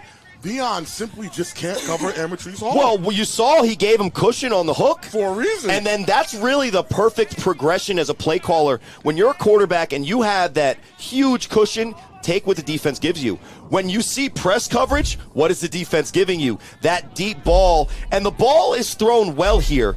But credit Amatrice Hall because it's underthrown. He's got to go up and high point that ball. He anticipated the jump. He timed that so well, and you see Crosland frustrated. And you see Meach standing in the end zone. He gets real accustomed quickly to where the placement of the camera is. Looks and quick. Look who he did it to. That's Dion Davis. Why the not? The man wears -1 for a reason. Put Henrock on Amatrice. That's the matchup. That's been the matchup they've been having all day, and now it bites them. The snap. Penalty. The throw, and that will be intercepted. It'll be a dead ball play. Mr. Incredible. We'll see what the flag is, and it was on the U. So we may get a chance here for 2 points from the 5.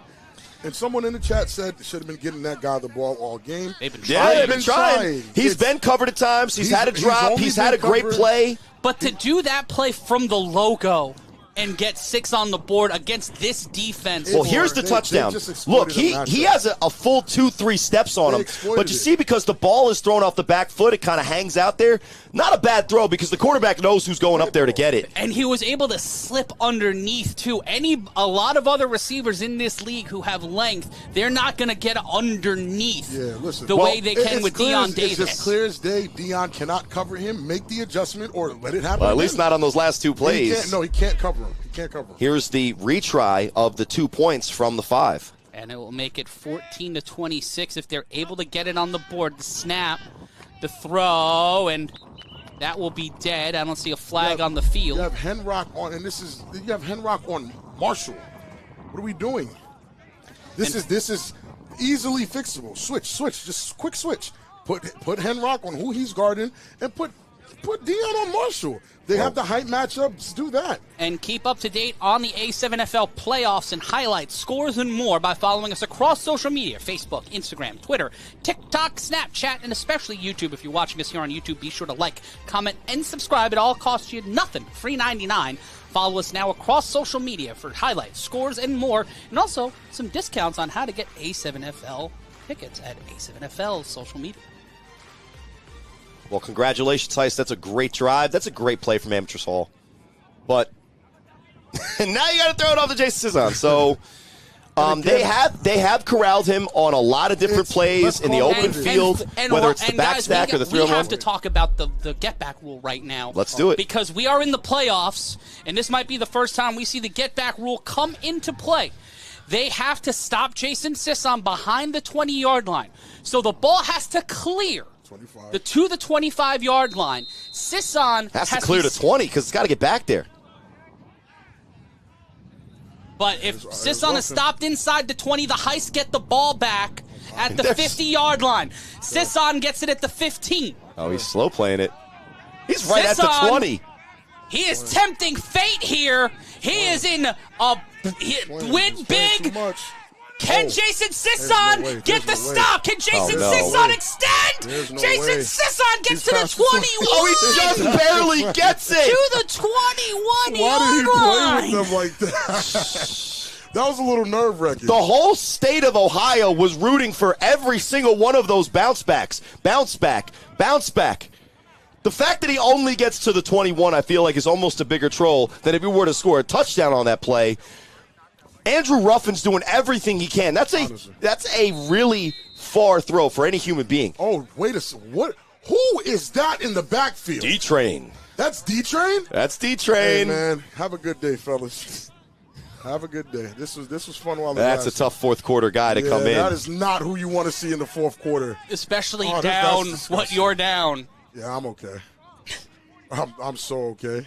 The handoff to the D-Train. But they're not backing down. Stop him behind the line. DeAndre Riley does not care how big you are. He's just as big. He lost the ball on the exchange. We'll see what happens if he gets a cleaner one. Because that's, again, regardless of who's tackling him, do you want to tackle a guy who's running the ball who's about on the short upper answer? side of 250? And also, short answer, we no. have 3 first-round games still to go today in the A7FL playoffs. OTT and Pit Bosses forcing Insomniacs in your game, Corey, a first-round matchup against the BIC. Scheduling did not allow for that game to happen when we were in Baltimore last week, so that game taking place today, a first-round matchup, 1v8 in the A7FL playoffs. And we'll have highlights of that on A7FL social media. The handoff to Snags Sosa, and Sosa stays upright. We'll get to the 27, and it will be third down. Another miscommunication of the handoff. This is the second one in a row. And with the Heist playing as tough as they're playing, down 26-12 is not where you want to start making these mistakes. You want to control the clock, and a lot of times the U go into this, they go into this 4-minute offense, and they're going to get what they want. They're going to bully you in the offensive line. They have the big backs. The Heist are not the team to do that to.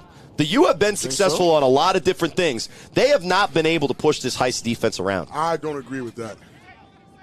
Can we get the running yards against this team? I think they've been able to move them around.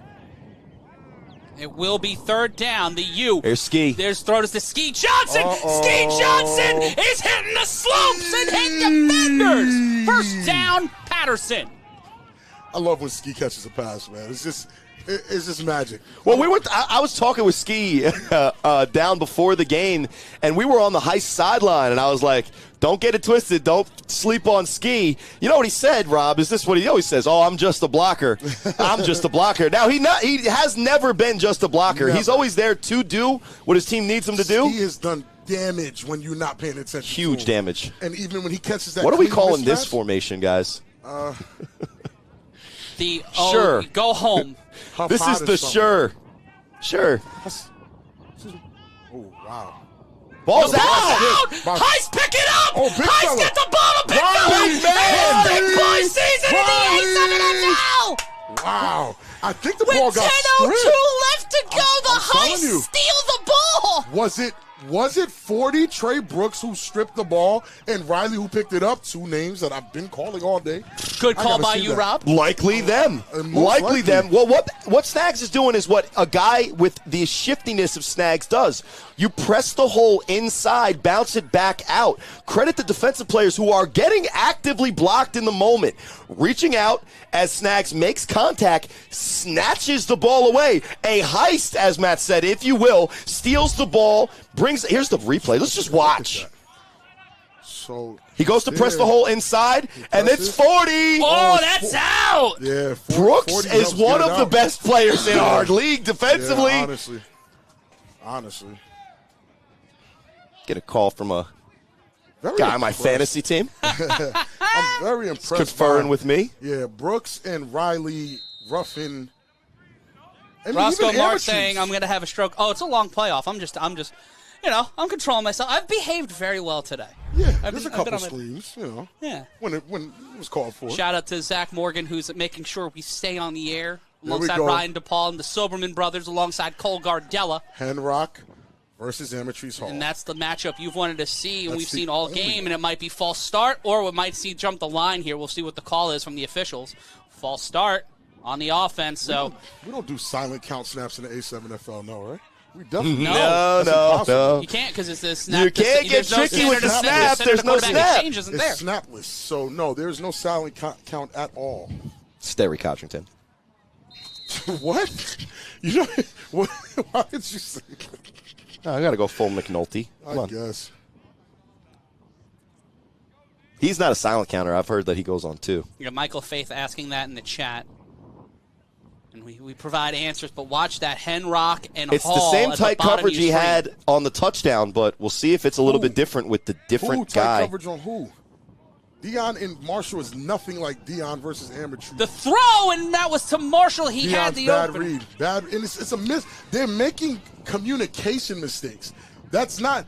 Marshall goes scot-free, and there's just too much pressure. It stops Lovett from getting the ball there. But that's a touchdown if Lovett and Marshall can make that connection. Just and they've been half a second, and because of that rush from the U defense all day, they haven't been able to. When they get the timing down, we've seen they could put 6 on the board, but they get the mismatches. They can get the 6. It's a lot of conversation between them, but and that's a play that has worked against a very aggressive U team is the trips, quick screen, fake, and then you go to the go. Marshall looked like he might have been able to get free, but credit the U defense. I feel like they're going to pick counts on to stop here. I wouldn't go Amatrice Hall here if they're hip to hip.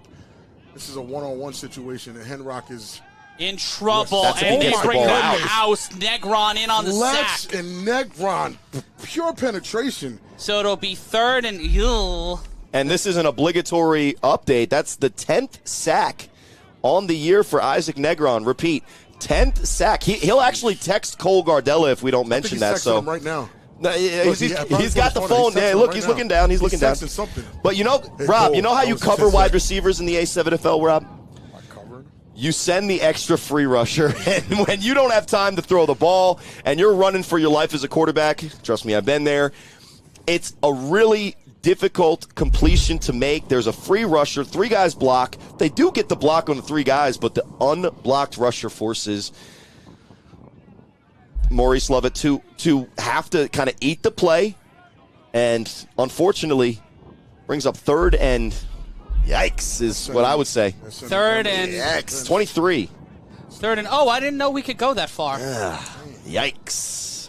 Waze is not going to help them here. Goodness. It's a long journey. The throw! Caught! Did he get it? Looks like it's in. No, they're saying it's incomplete. Wow. We'll see on the They replay. burn it? That was definitely tough. That's a tough call to make. It's 4th down. In real time, it looks like he gets possession of the ball. Saying he juggled it. It looked like in he real caught time. it. I don't know if he went out of bounds before he caught it. In real time, guys, and we'll see. Looks like it's in. Looks like his feet are in. Looks like the catch is good. We got to see the replay. And whether this counts or not, let's just see the great throw here.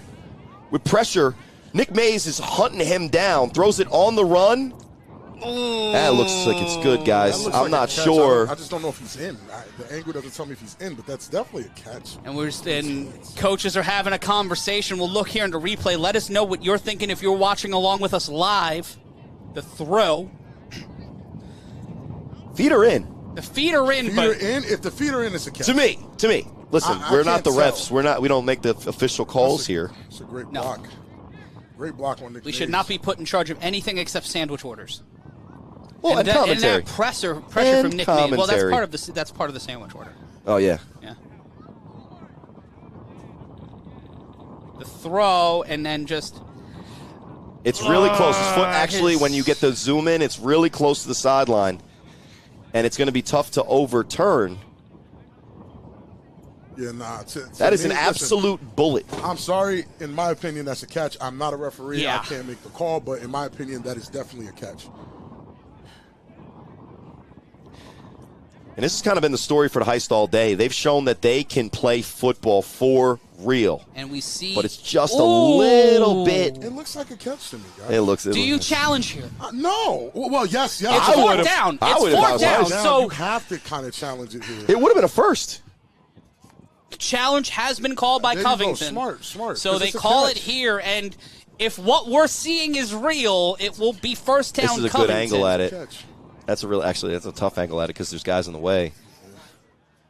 It's a catch. Guys, I'm always saying the offense gets the benefit of the doubt, so I guess I'm not going to be the one that makes the call here, but we'll see what the refs call. And looks like it is a catch. It has been called a catch. We are waiting for the official call on the field, but that's how you convert told by third the and officials forever. it is a catch. Right? That's how you convert third and forever if you're the Heist. It's a catch. Maybe the best conversion we've seen in the playoffs since. Very secured in his hands. I didn't see Davis a went through portal. He had his knee down. So it goes from 4th and 22. It's a first. To first down.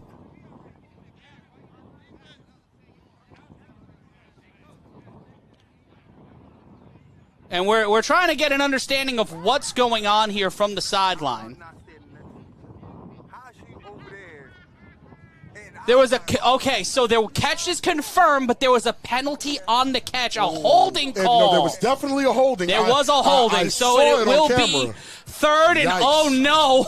Oh my goodness. No, so we're not even talking about the catch anymore because it definitely happened, but the hold was definitely there too. You actually saw it on the replay.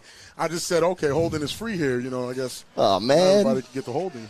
So they have to get from the 27. We talk about me narking on people. They knocked on themselves. They have to go from their own 27 to the opposing 40 in 2 plays. Amatrice Hall better be there.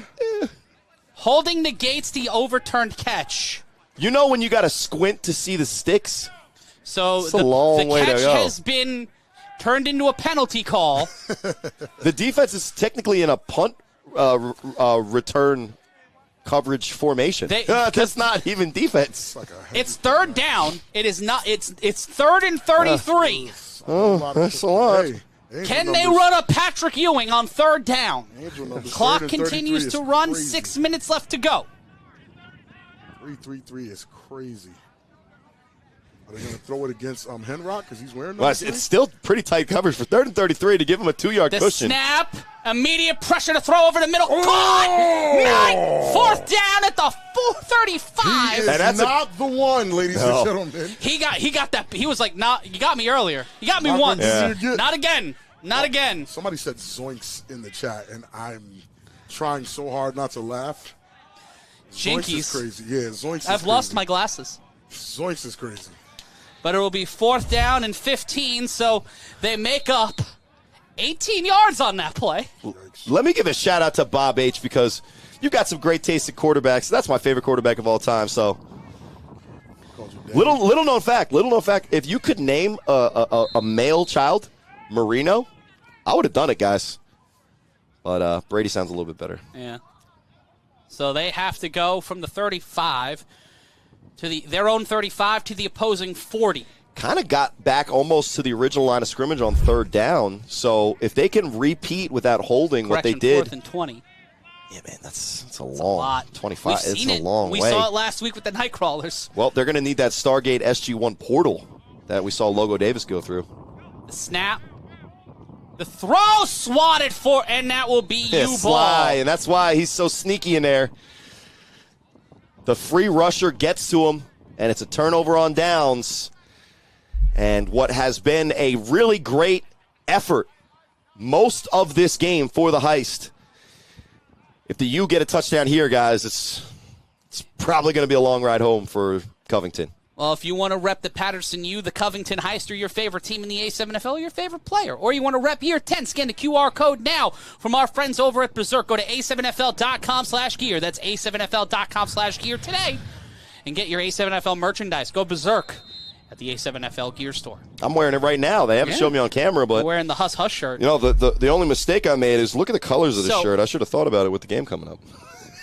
I've got a little blue and red. Good thing I've seen them in the black and red jerseys, but yeah, they will be wearing the red and black still uniforms. Go to Berserk and get your merch. That fake handoff. The throw to Sisson caught, but he will be ball's loose. Ball's knocked loose. Who comes up? Sisson will he got it back. He got it back. He got it back.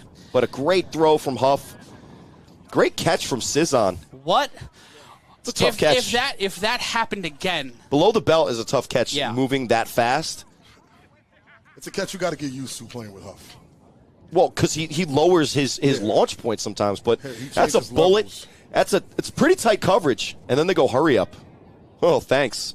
Thanks, you, if you're the Heist defense. First and goal from the 7. The D-train. handoff. The ball's out again! Ball's out, and it looks like the Heist might have gotten it back, and they did! Let's go! And they keep it. The ball is live. They're still running. He's brought down at the 25, but the Heist again stripped the ball out. Some thievery and some trickeration. Yeah, with a name like a team name like the Heist, you better 2 steals like you that, better hold the and ball. Those aren't strips. Those are steals. Those are man. heists. Those like are easy GTA heists. 5 pulling up to the Sandy Shores bank, ripping, robbing, and running. The Heist get the ball with 3:42 left to play. And let's see here again on the replay. And call my man Danny Ocean. Great reference. Oh, I was searching. I was about to say George Clooney so many times. I'm going to watch all 3 of them again tonight because I'm a sad old man. You want to go behind the curtain? I almost said Frank Ocean. That's a different reference. Shout outs to Denzel Washington for all reasons. No, Frank Ocean's you're thinking Frank White. Frank Ocean's the musician. Oh yeah, He was in Odd Future. Who's the American gangster? Frank Lucas. Frank Lucas. See, I'm just getting all mixed up. I'm met so Frank excited. Lucas once at an indie wrestling show. That's another story for the 301 podcast. And our producer Zach. It's Carlos Carlson again on Amateur Hall. Big tight fan. coverage. You know what I'm doing here, Rob. The snap. The throw over the head almost caught by Crosland because he is a long individual, and it will be second down. Made the adjustment on the tight coverage, goes straight to the slant. But a little bit too high on the slant. Amateur Hall had some space if he got it in front of him. But incomplete, brings up 2nd and 10. And it will be second down. 2:45 and counting. The Heist down 26-12. A date with the Tampa Nightcrawlers on the other side of this game. If they get moving, this game is still within range, especially if they can get the get back. The matchup at the top of your screen, that's been the story for this Heist offense and you defense all day, has been that matchup. The snap. Ooh, good press the coverage. Throw! And Hunter there's Miller! a big play for Hunter Miller as they'll get the first down, and it looks like we will head to the 2-minute warning. Listen, Hunter Miller used to play quarterback. He's a wide receiver now. Hunter Miller tried to make himself the headline on that play, almost got 6 on that, and we will head to the 2-minute warning here in Asbury Park. We will take a brief timeout, and when we come back, we're going to figure out who's moving on, who's playing Tampa right here, who's getting one step closer to homecoming. We find out after this. It's the A7FL playoffs. If you're going anywhere, what's wrong with you?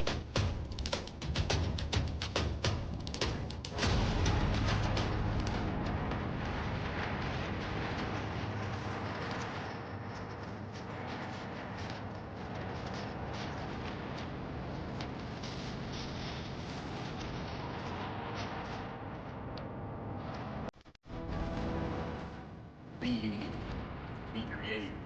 Go berserk. Is your content marketing drifting away? Unleash your videos with AI-powered Scene Machine. Scene's video experience platform processes your videos and helps you break up videos into smaller clips, making sharing easier and time-saving. The context of your videos are now searchable on Google. With Scene, you can take full control by converting views to actual sales. Visit us at signup.scene.com for your free 30-day trial and get Scene. Something amazing is happening here. Climate researchers are weathering a data storm. That's because CDW transformed their devices and infrastructure with Lenovo ThinkPads and powerful edge-to-cloud solutions, delivering faster insights and increased performance, giving them the scale to stay ready for whatever's next. Make amazing happen. Lenovo and CDW. Something amazing is happening here. Inventory is practically moving itself, quickly and securely. Classrooms are getting more immersive. Data is powering insights and imagination. CDW partners with you to get the most from your technology. We work with you to plan it, build it at scale, and manage it, so you can do amazing things. Make amazing happen. CDW. It's a homecoming. It's a celebration. It's a decade of the A7FL. If you don't think the energy's live right now, July 21st, right back here at Asbury Park, you get 30% off now. Use the code A7FL30. That's A7FL30 at A7FL.com/championship. 1st and 10 to throw. Caught off the hands. Second down off the incompletion, but since it's under 2 minutes, the clock will stop, Rob Fabien. Ruffin with the drop. And again, it's what I was saying earlier, 4 full quarters. The U won't lay down for anyone. Again, I'm noticing the Heist are the same way, but you still have to be able to maintain that same energy you had in first quarter to match with the energy that the U will keep in the fourth. And if you can't do that, you most likely won't win the game. No. Second down, 1:57 left to play in our fourth quarter. It's a good, it's a good attaboy. It's a good, hey, the Heist came out here and tried their best, and they fought. 26-12 is a good fight. They have the ball going down 2 minutes in. They can make the score look even better, but this is against a U team that's not trying to lose at all. On second down, to throw off the screen, that's caught. Pushes through, and he's brought down at the 30. And it will be third down, so Rob here now as the clock continues to run, didn't go out of bounds. They have their timeouts. What is it that the Covington Heist can do to get a big play here? They have to exploit the mismatches how they did earlier when they had Amatrice Hall going against Dion, who's probably a better safety than he is a covered 90 corner. seconds. They are taking their time getting up to the line. Third down. I don't think they mind. Ooh. And they get the jump. Oh, J-Rock Rogers. J-Rock, how could you? He had it locked down the whole game, and now he twists himself down into a push-up position as he gives the Heist new life. J-Rock, no. I would have sold it just as bad, I'm not going to lie. Even if he would have. Lisbeth, my neck, my back, my neck, and my... It'll be 3rd and 5, 5-yard penalty, not an automatic first down. Ugh. Actually, it'll be 3rd and 1. Daniel Smith on the check-in. How are you, buddy? The snap. Oh, the mismatch, the mismatch. Tipped, and it'll be 4th down. They only had 1 yard to go, Rob, but the clock will stop with 1:16 to play. Amatrice Hall should be a little upset because he has the mismatch we want. They don't throw him the ball, and Dion in open space is very dangerous, but Dion looks like he might be a little banged up on the play. They're bringing in Sly Washington, who, again, in that open space area can make these crazy athletic plays to snag the ball out the sky. He almost got an accidental interception. Yeah, and with 1:16 left to play, the Covington Heist and Maurice Lovett walk for what could be the biggest play in their team's history. On the other side of 1:17 is either the end of their season or they shock the world. Lovett on 4th and inches. The handoff, he throws it off the screen, and it will be 1st down Paterson as the Heist get caught up in the bright lights, and they turn the ball over. And true to form, if I'm being very honest with you, both times that I've seen the Heist, though they appear to be in losses, I cannot say I haven't been impressed with the potential and what they've improved on. And right now, it is looking rough for the Covington Heist. They need to get taped up. Go to Tape Me Up. If you're an athlete at any level, get taped up like a pro and scan the QR code now. Professional athletic training services to athletes of all sports and ages. There's no excuse. Be safe out there. Use Take Me Up at takemeup.net. Minute 15 left to play. Minute 14, correction. 26-12 your score. The Heist, after getting 2 straight strips, turned the ball over both times as the Paterson U are a minute 14 from playing against the Nightcrawlers in 2 weeks' time. Very exciting. In motion. That's Moon. Moon will keep it. He will run down the sideline. Haas Kareem leading Moon. the way with slip, Snacks blocking. slide, Bye. Touchdown Paterson, and there he is. Kareem Moon, silky smooth, putting a little finer point on it. Put a little sauce on it, but again, it's the same thing. Covington Heist, you can start off with a bang, but it's not about how you start. It's always about how you finish.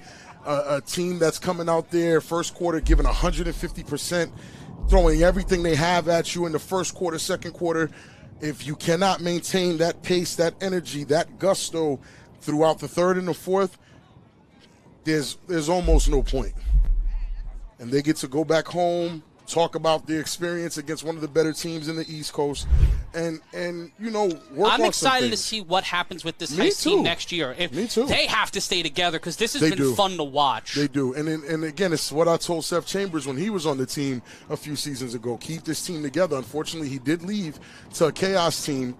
And now the Heist could have used him here in the sense of Having another that extra level of athlete. I'm trying to imagine what 40 and Seth would look like. Him on defense, or Yeah. having him be a Willie Easterling or Marcus McKinney level athlete in that backfield to throw to Sisson on the extra point.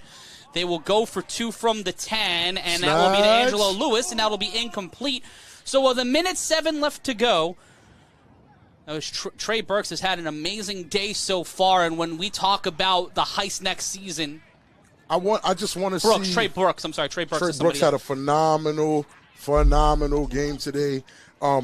DeAndre Riley, Amatrice Hall, who again he's just popped into my radar. Wasn't a guy I was checking for before today. Andrew Ruffin, he does the dirty work. I like guys like that. He reminds me of a Trey Cohen. It's guys like him that make a team. And to be completely better. honest, if we mixed it up next year, I would love to see what this Heist team does against the Snow Tribe, against the DC Buzz. Oh, they smoke against those some of guys. the other teams in the Northeast. Listen, no disrespect. I think the Covington Heist that we're watching right now, if they're in the East, they are on the level of the Animals. On the level? I think they're on the level of the Animals. Could they beat the Animals? I don't know. And I They're can Watchmen see that Animals ready. argument when it comes to quarterback and personality. Right. The drawbacks are different because the Animals have those weapons at wide receiver that the Heist don't have, and this is a huge 3-on-1 throw-off. That'll clear the 25. Oh, no. That's a live ball, but that will That's roll out out of of play. bounds. He didn't touch it, so it'll be a dead ball run from the 25. And what I truly feel as though is if the Heist were here, the big 3 for them would now be Watchmen, Animals, and Heist. Yeah. They're all on the same level to me. So you're saying the Watchmen, the Animals, and the Heist are the same level to me. That is a I know- hot take from I know- Big Rob. I know they If don't we're wanna hear scoring it. takes right now, I don't know what the score on that take is. But I think the that is Heist- a big take from you, Rob. From the eye test, I think the Heist, the Watchmen, and the Animals are all same level, with the Watchmen edging both teams out by a score or 2. But Dejon Webster thinks that the Heist give the Snow Tribe a what for, but them and Buzz is very interesting as well. nah, the Snow Tribe doesn't give the Heist anything. The Heist would smoke them. You have to. The Heist play If as a you were team. running the Snow Tribe, No, I Really? need more players. well, it will be big play Haas, Marquise Morero, in on the return alongside Huff. You cannot get past the first level of defender in Dubois, so it will be 1st and 10. Miller walking back to the sideline. He's been a big asset for them today, but his not being a traditional wide receiver has cost him in a few points, Rob. Yeah, and again, I just if I'm the Covington Heist, I'm not going to leave here hanging my head. You got tested by one of the better teams. You see how you match up. You see what you're missing. You go back to the drawing board. You take over Ohio again and come back to the playoffs and rock out again. It's always next season. There's a lot of things shaking up anyway. You know what I'm saying? There's a lot of things going on in general these are the playoffs. These are A7FL playoffs. Anything can happen. And right now, if you're the Tampa Nightcrawlers and you see that you have the Paterson U in 2 weeks, and we'll talk about this in the post-game show. We'll be rocking with you until 4 o'clock here on A7FL.tv. If you are the Tampa Nightcrawlers right now, what are you thinking about facing? You're smiling. This is the toughest matchup the Tampa Nightcrawlers will have faced outside of the championship. The issue with the Nightcrawlers versus the U is I do think both teams have what it takes to beat each other. I think the U is too physical for the Nightcrawlers, while the Nightcrawlers are too fast for the U. The throw, switch at quarterback to catch.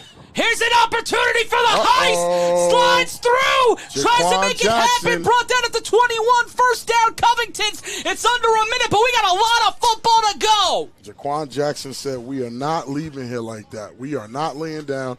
I don't care how much time is on the clock. That's the type of football player you can get behind. They have all 3 timeouts, and they have not used a single timeout as of yet. The Heist playing it fast and loose, down 32-12 with 28 seconds left to go. They change things up at quarterback and get a big play on first down, but the clock continues to run here in Asbury Park. The snap rolls out. Look at this. He's going to carry it to inside the 15-yard line. Corey's not here for the I told you so, but again, running is another aspect of being a quarterback. If you had a guy like Lovett who clearly has the running ability, who just refuses to run for whatever reason that is, he would have extended more plays. He would have done a couple of more things that could have helped the team out in the in the stretch of things. But he wants to sit in that pocket and he wants to throw it. He's a quarterback. 12 seconds to go after the run out of bounds. They set up a big body that's dually set up to the left of Miller. Miller on second down will throw to the end zone. Big play there by Henry Smith. He has not allowed too much on his side. Henrock is one of the bright spots for the U's defense and offense, honestly, if they put him there. His speed, his strength, and his IQ make him a very great addition to this U team in general. And they're still not fully staffed. I know a lot of people are in the chat saying, Heist weren't fully staffed, but neither were the U. So I personally don't think that's ever an excuse. It's a playoff game. Everybody knew what they had to do to get here. You got to put 7 aside. You got 60 minutes to settle it. You can come up with stuff after the fact, and Lord knows we will on the 3-on-1 podcast this week. But right here, when it's done, in black and white on what might be the last play of the game to the end zone, intercepted by Carlos Crosland. And the play's still alive, and it is all over. For the first 15 minutes, the Paterson U and the Covington Heist kept it close. But then in the second quarter, things started to shift, and over the last 45 minutes of football, the Paterson U did what they had to walk out with a 20-point win, 32-12, as both sides show each other respect, dignity, and poise as they go into the handshake line. It was a tough, contentious game, but both teams showing great sportsmanship throughout. And aside from a little kerfuffle up top, we've had a tremendous day of football here, Big Rob Fabien, but Quattrell Huffin and the boys moving on to stay here in Asbury to face Tampa. And when we return, we'll wrap things up, put a bow on it, and we might talk to some people. It's the A7FL post-game show right here on A7FL.tv.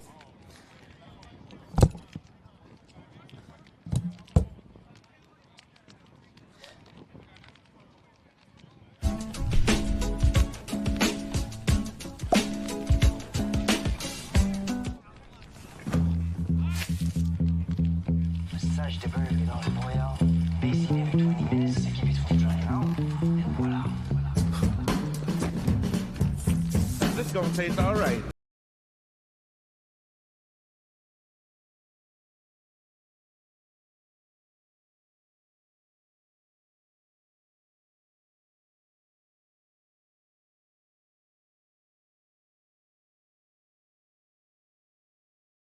The numbers. We see the people. Detroit is just changed so much. You can see what it once was. And then I think about what it can be. As an entrepreneur, it's about how I can give them the tools to empower themselves. If we can just all do something small all the small things will start to amount to something big. That's why we're here, to help make it happen. JP Morgan Chase. We're back live here on A7FL.TV. I'm the very pale Matt Ryan, and that's Big Rob Fabien. The U getting the win 32-12 here on a very sweltering day. I'm in my pineapple shirt because I'm an idiot wearing all black. Yeah, you're looking. Let me fix your collar there. You got it popped. We are on the Jersey Shore, but on a day where the Paterson U walk in and face a tough test from the Covington Heist in the first quarter, over the last 45 minutes of the game, we saw why the Paterson U are a top-tier team in this league. The Covington Heist dropped passes, missed opportunities. Not that that's a bad... The U defense played them tight the whole game. A lot of great decisions by the quarterback of the Covington Heist, Maurice Lovett, but just not able to make those connections. And the U having that experience, having that cohesion, playing together nearly all 10 seasons of the A7FL. Right. So, Rob, if you're Covington on that long drive back to Kentucky and Ohio tonight, you got to have your heads held high because you gave the Paterson U a bit of trouble. You can't hang your head all the way because, hey, we fought. Did we? The question is, did you do everything you felt you could have done? If this was the best they could have done, no one should get back on that bus or plane ride and feel ashamed, upset. Hey, back to the drawing board. There's no reason to be completely upset. We lost. If I'm going you to take hate this losing, shirt off because it's too hot and it's too bright. I'm actually okay right now. You're okay right now? Right now, yeah. You're okay right now. I know it's a little temporary. I'm going to be okay. When we look at this game coming up, Insomniacs in Force, that's our 9:30 Eastern game. That's the next time we'll be live with you tonight. Dub, Scott, and Chris Vera will have action for you. To the fellas. It's an interesting matchup because the Force have a chance to upset, and I do think the Force... I feel like some guys write the Force off. I don't like writing the Force off. I just don't for some reason, even when they... Because when we've done that in the past... It's come back to bite. Yeah. You know what I'm saying? So, the Insomniacs... It depends on how the first drive goes for the Insomniacs. If they start the ball and David Clark's returning it for a touchdown, or Scooter Hamilton can get them down the field quick, or Anthony Wilkerson is there full force, they have everybody there. And I think that's the key. The Insomniacs showing up full force, basically not being as lax as they were during the regular season, giving guys opportunities to come back, making it a fight. If the Insomniacs come and play the brand of football that they're known for, even if it's the wake up in the second half version of them, they can win most of these games and end up back in the championship slot, which is, personally, I think the Insomniacs will make it out of the West. You think that they would be able, if Sick With It beats OTT or Pit Bosses when we're back on Father's Day, and it's Sick With It versus Insomniacs 5, you think that Sick With It will not be able to get the job done with a shot at the championship on the line? Because I have so much respect for former champions, because I have that much respect for them, they're the defending champs. I do also understand how difficult it is to get back there. I'm giving them the respect that they have to defend it. I think they can edge out Sick With It in a playoff before the championship scenario. I think. And OTT Pit Bosses, it feels like OTT might be able to get the win in that game, but the Pit Bosses are ferocious. They have come on. They've been strong this year in terms of their resiliency. But when we talk about this game and we talk about resiliency, the U didn't look like themselves to start things off, Rob. And I'm not making excuses for anyone. I'm not on any teams. I just know the history of how people operate. I know how I used to operate.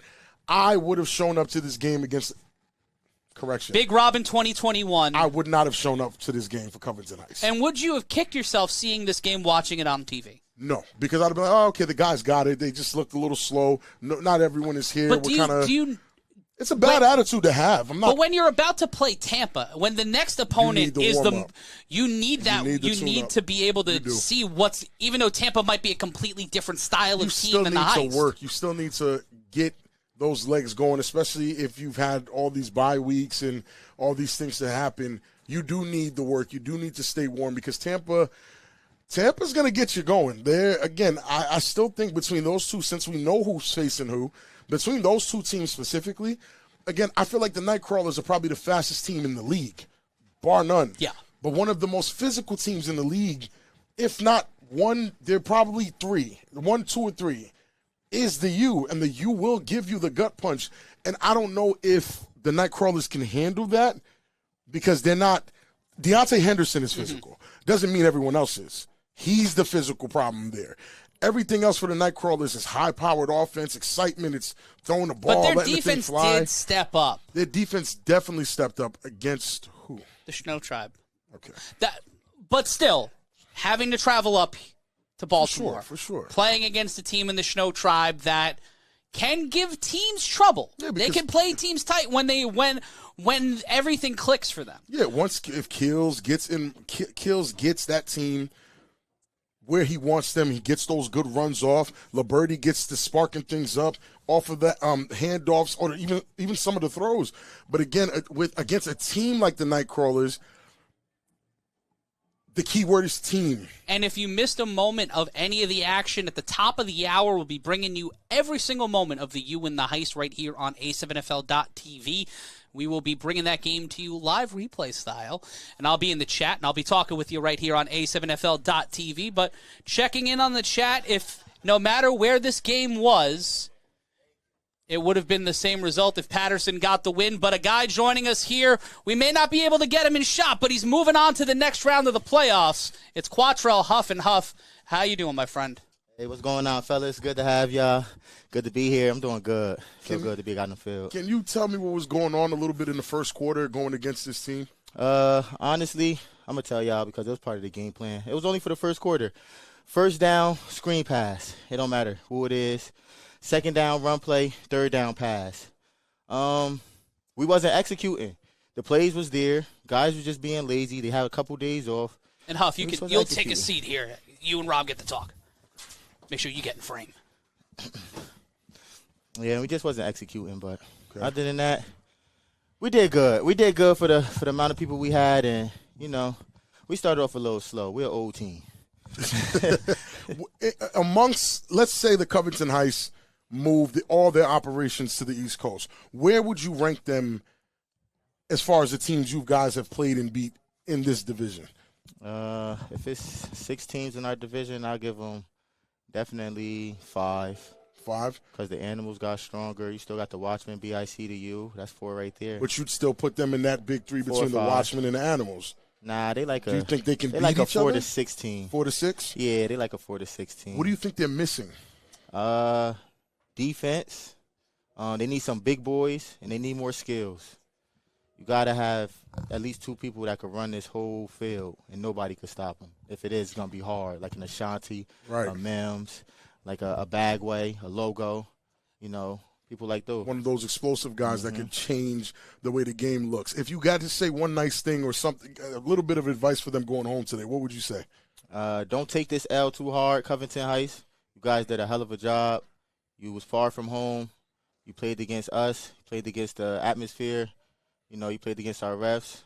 And you guys only lost, 32-12? That's not bad, man. Hold your heads up. And I know that probably wasn't even half your team, but, the sky's the limit for you guys and any other team that's watching. It's not about who you play. It's how you execute and game plan for that team. Everybody bleed the same. Everybody put their cleats on the same. It's just football. And Huff, we have 5 minutes left until we go off the air. Walking into this next Sunday, 2 weeks from now, against the Tampa Nightcrawlers, going up against a team that has so much speed, so much potential, so much ability to match you guys on offense. The defense is going to be a huge, huge question mark for Tampa into that game against you guys. What are your first thoughts and what are your initial feelings knowing that Bagway Logo versus Huff and Moon is finally going down? That generational battle is happening 2 Sundays from now right here in Asbury. All I could tell the fans, A7FL, both teams, offense sell tickets, defense win championship games. So whoever got the best defense that day, going to win the game. But other than that, best of luck to the U, to the Nightcrawlers. I can't wait in 2 weeks. It's going to be a hell of a Sunday. And that's Quattrell Huff, and he's the reigning MVP of the A7FL. Huff, last question for you. How are you feeling right now?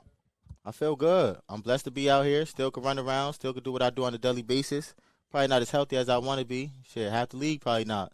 But, it could feel good to play football and put on the show for some fans and some of you guys, man. So people that can't do it. Huff, thank you so much, bro. Congratulations on the win. And he moves on, Rob, next week to Tampa. I cannot. Yeah, I'm excited for that one.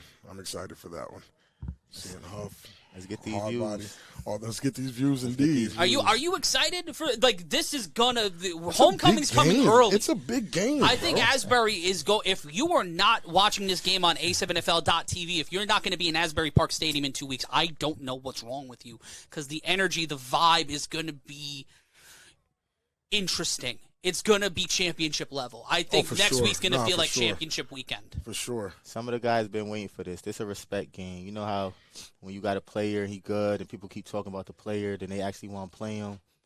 It doesn't matter if he didn't do good that game. If he got a win, you still got to respect him. He came out with a win. So that's one of these games right here for both the teams. A lot of guys feel like they the best. They the top-tier guy. They the head honcho. So whoever come out that with a W, that's going to speak a lot. In our A7FL sicko mode game tonight out west at 9:30 Eastern, Force Insomniacs. Who you got, Huff? Force and the Insomniacs. I got the Insomniacs. Force going to play hard, but the Insomniacs just a stronger team. They on the hunt for another championship. Gotta get back to the big dance. It's hard to win it 2 times in a row, though. I emphasize that every chance I get. Like, people don't understand that slump you get after winning that one. You come back, and it's like, where's the actual motivation? Like, we did this already. Like, this is what we do. It's very difficult. Woo! It's the playoffs. Oh, you're hyped, right? I'm hyped as hell. After the win just settled in. I advanced to the next round. Feel good to advance. I mean, it feels good to advance. How many times have you advanced? Is it always refreshing every time? Hell yeah, because the way, the league talk about me sometimes, and the way, I don't know. People just think I'm better than what I am, and I know I'm not. I got to work just as hard as anybody. Shit. All I could do is just win. Right. That's what keep me alive. That's what keep the U alive. We just keep winning. It don't matter if you put 90 points in a game. You still got to win. Still got to win. So, shit, winning is everything. To me and to you, that's the only way we get respect, and that's the only way we're going to keep respect. And with 60 seconds remaining in the broadcast, we invite you to stay with us at the top of the hour. We get to watch Huff do it all again against the Covington Heist. And then in 2 weeks' time, it's Huff and Moon against Logo in Bagway. Nightcrawlers U. First time ever on this field. Who gets one step closer to homecoming? Who gets one step closer to that 25K? Who gets one step closer to claiming that in the 10th season of the A7FL, when it was East versus West, when it was all on the line, who is better? Is it the East or the West? We'll get one step closer tonight, and in 2 weeks' time, it is you. It is Nightcrawlers. For Quattrell Huff and for Corey Hammond, for Big Rob Fabien, and all of us here at the A7FL, I'm Matt Ryan saying so long, farewell, auf Wiedersehen, and goodbye from the Garden State. Stay right where you are. Playoff action is next.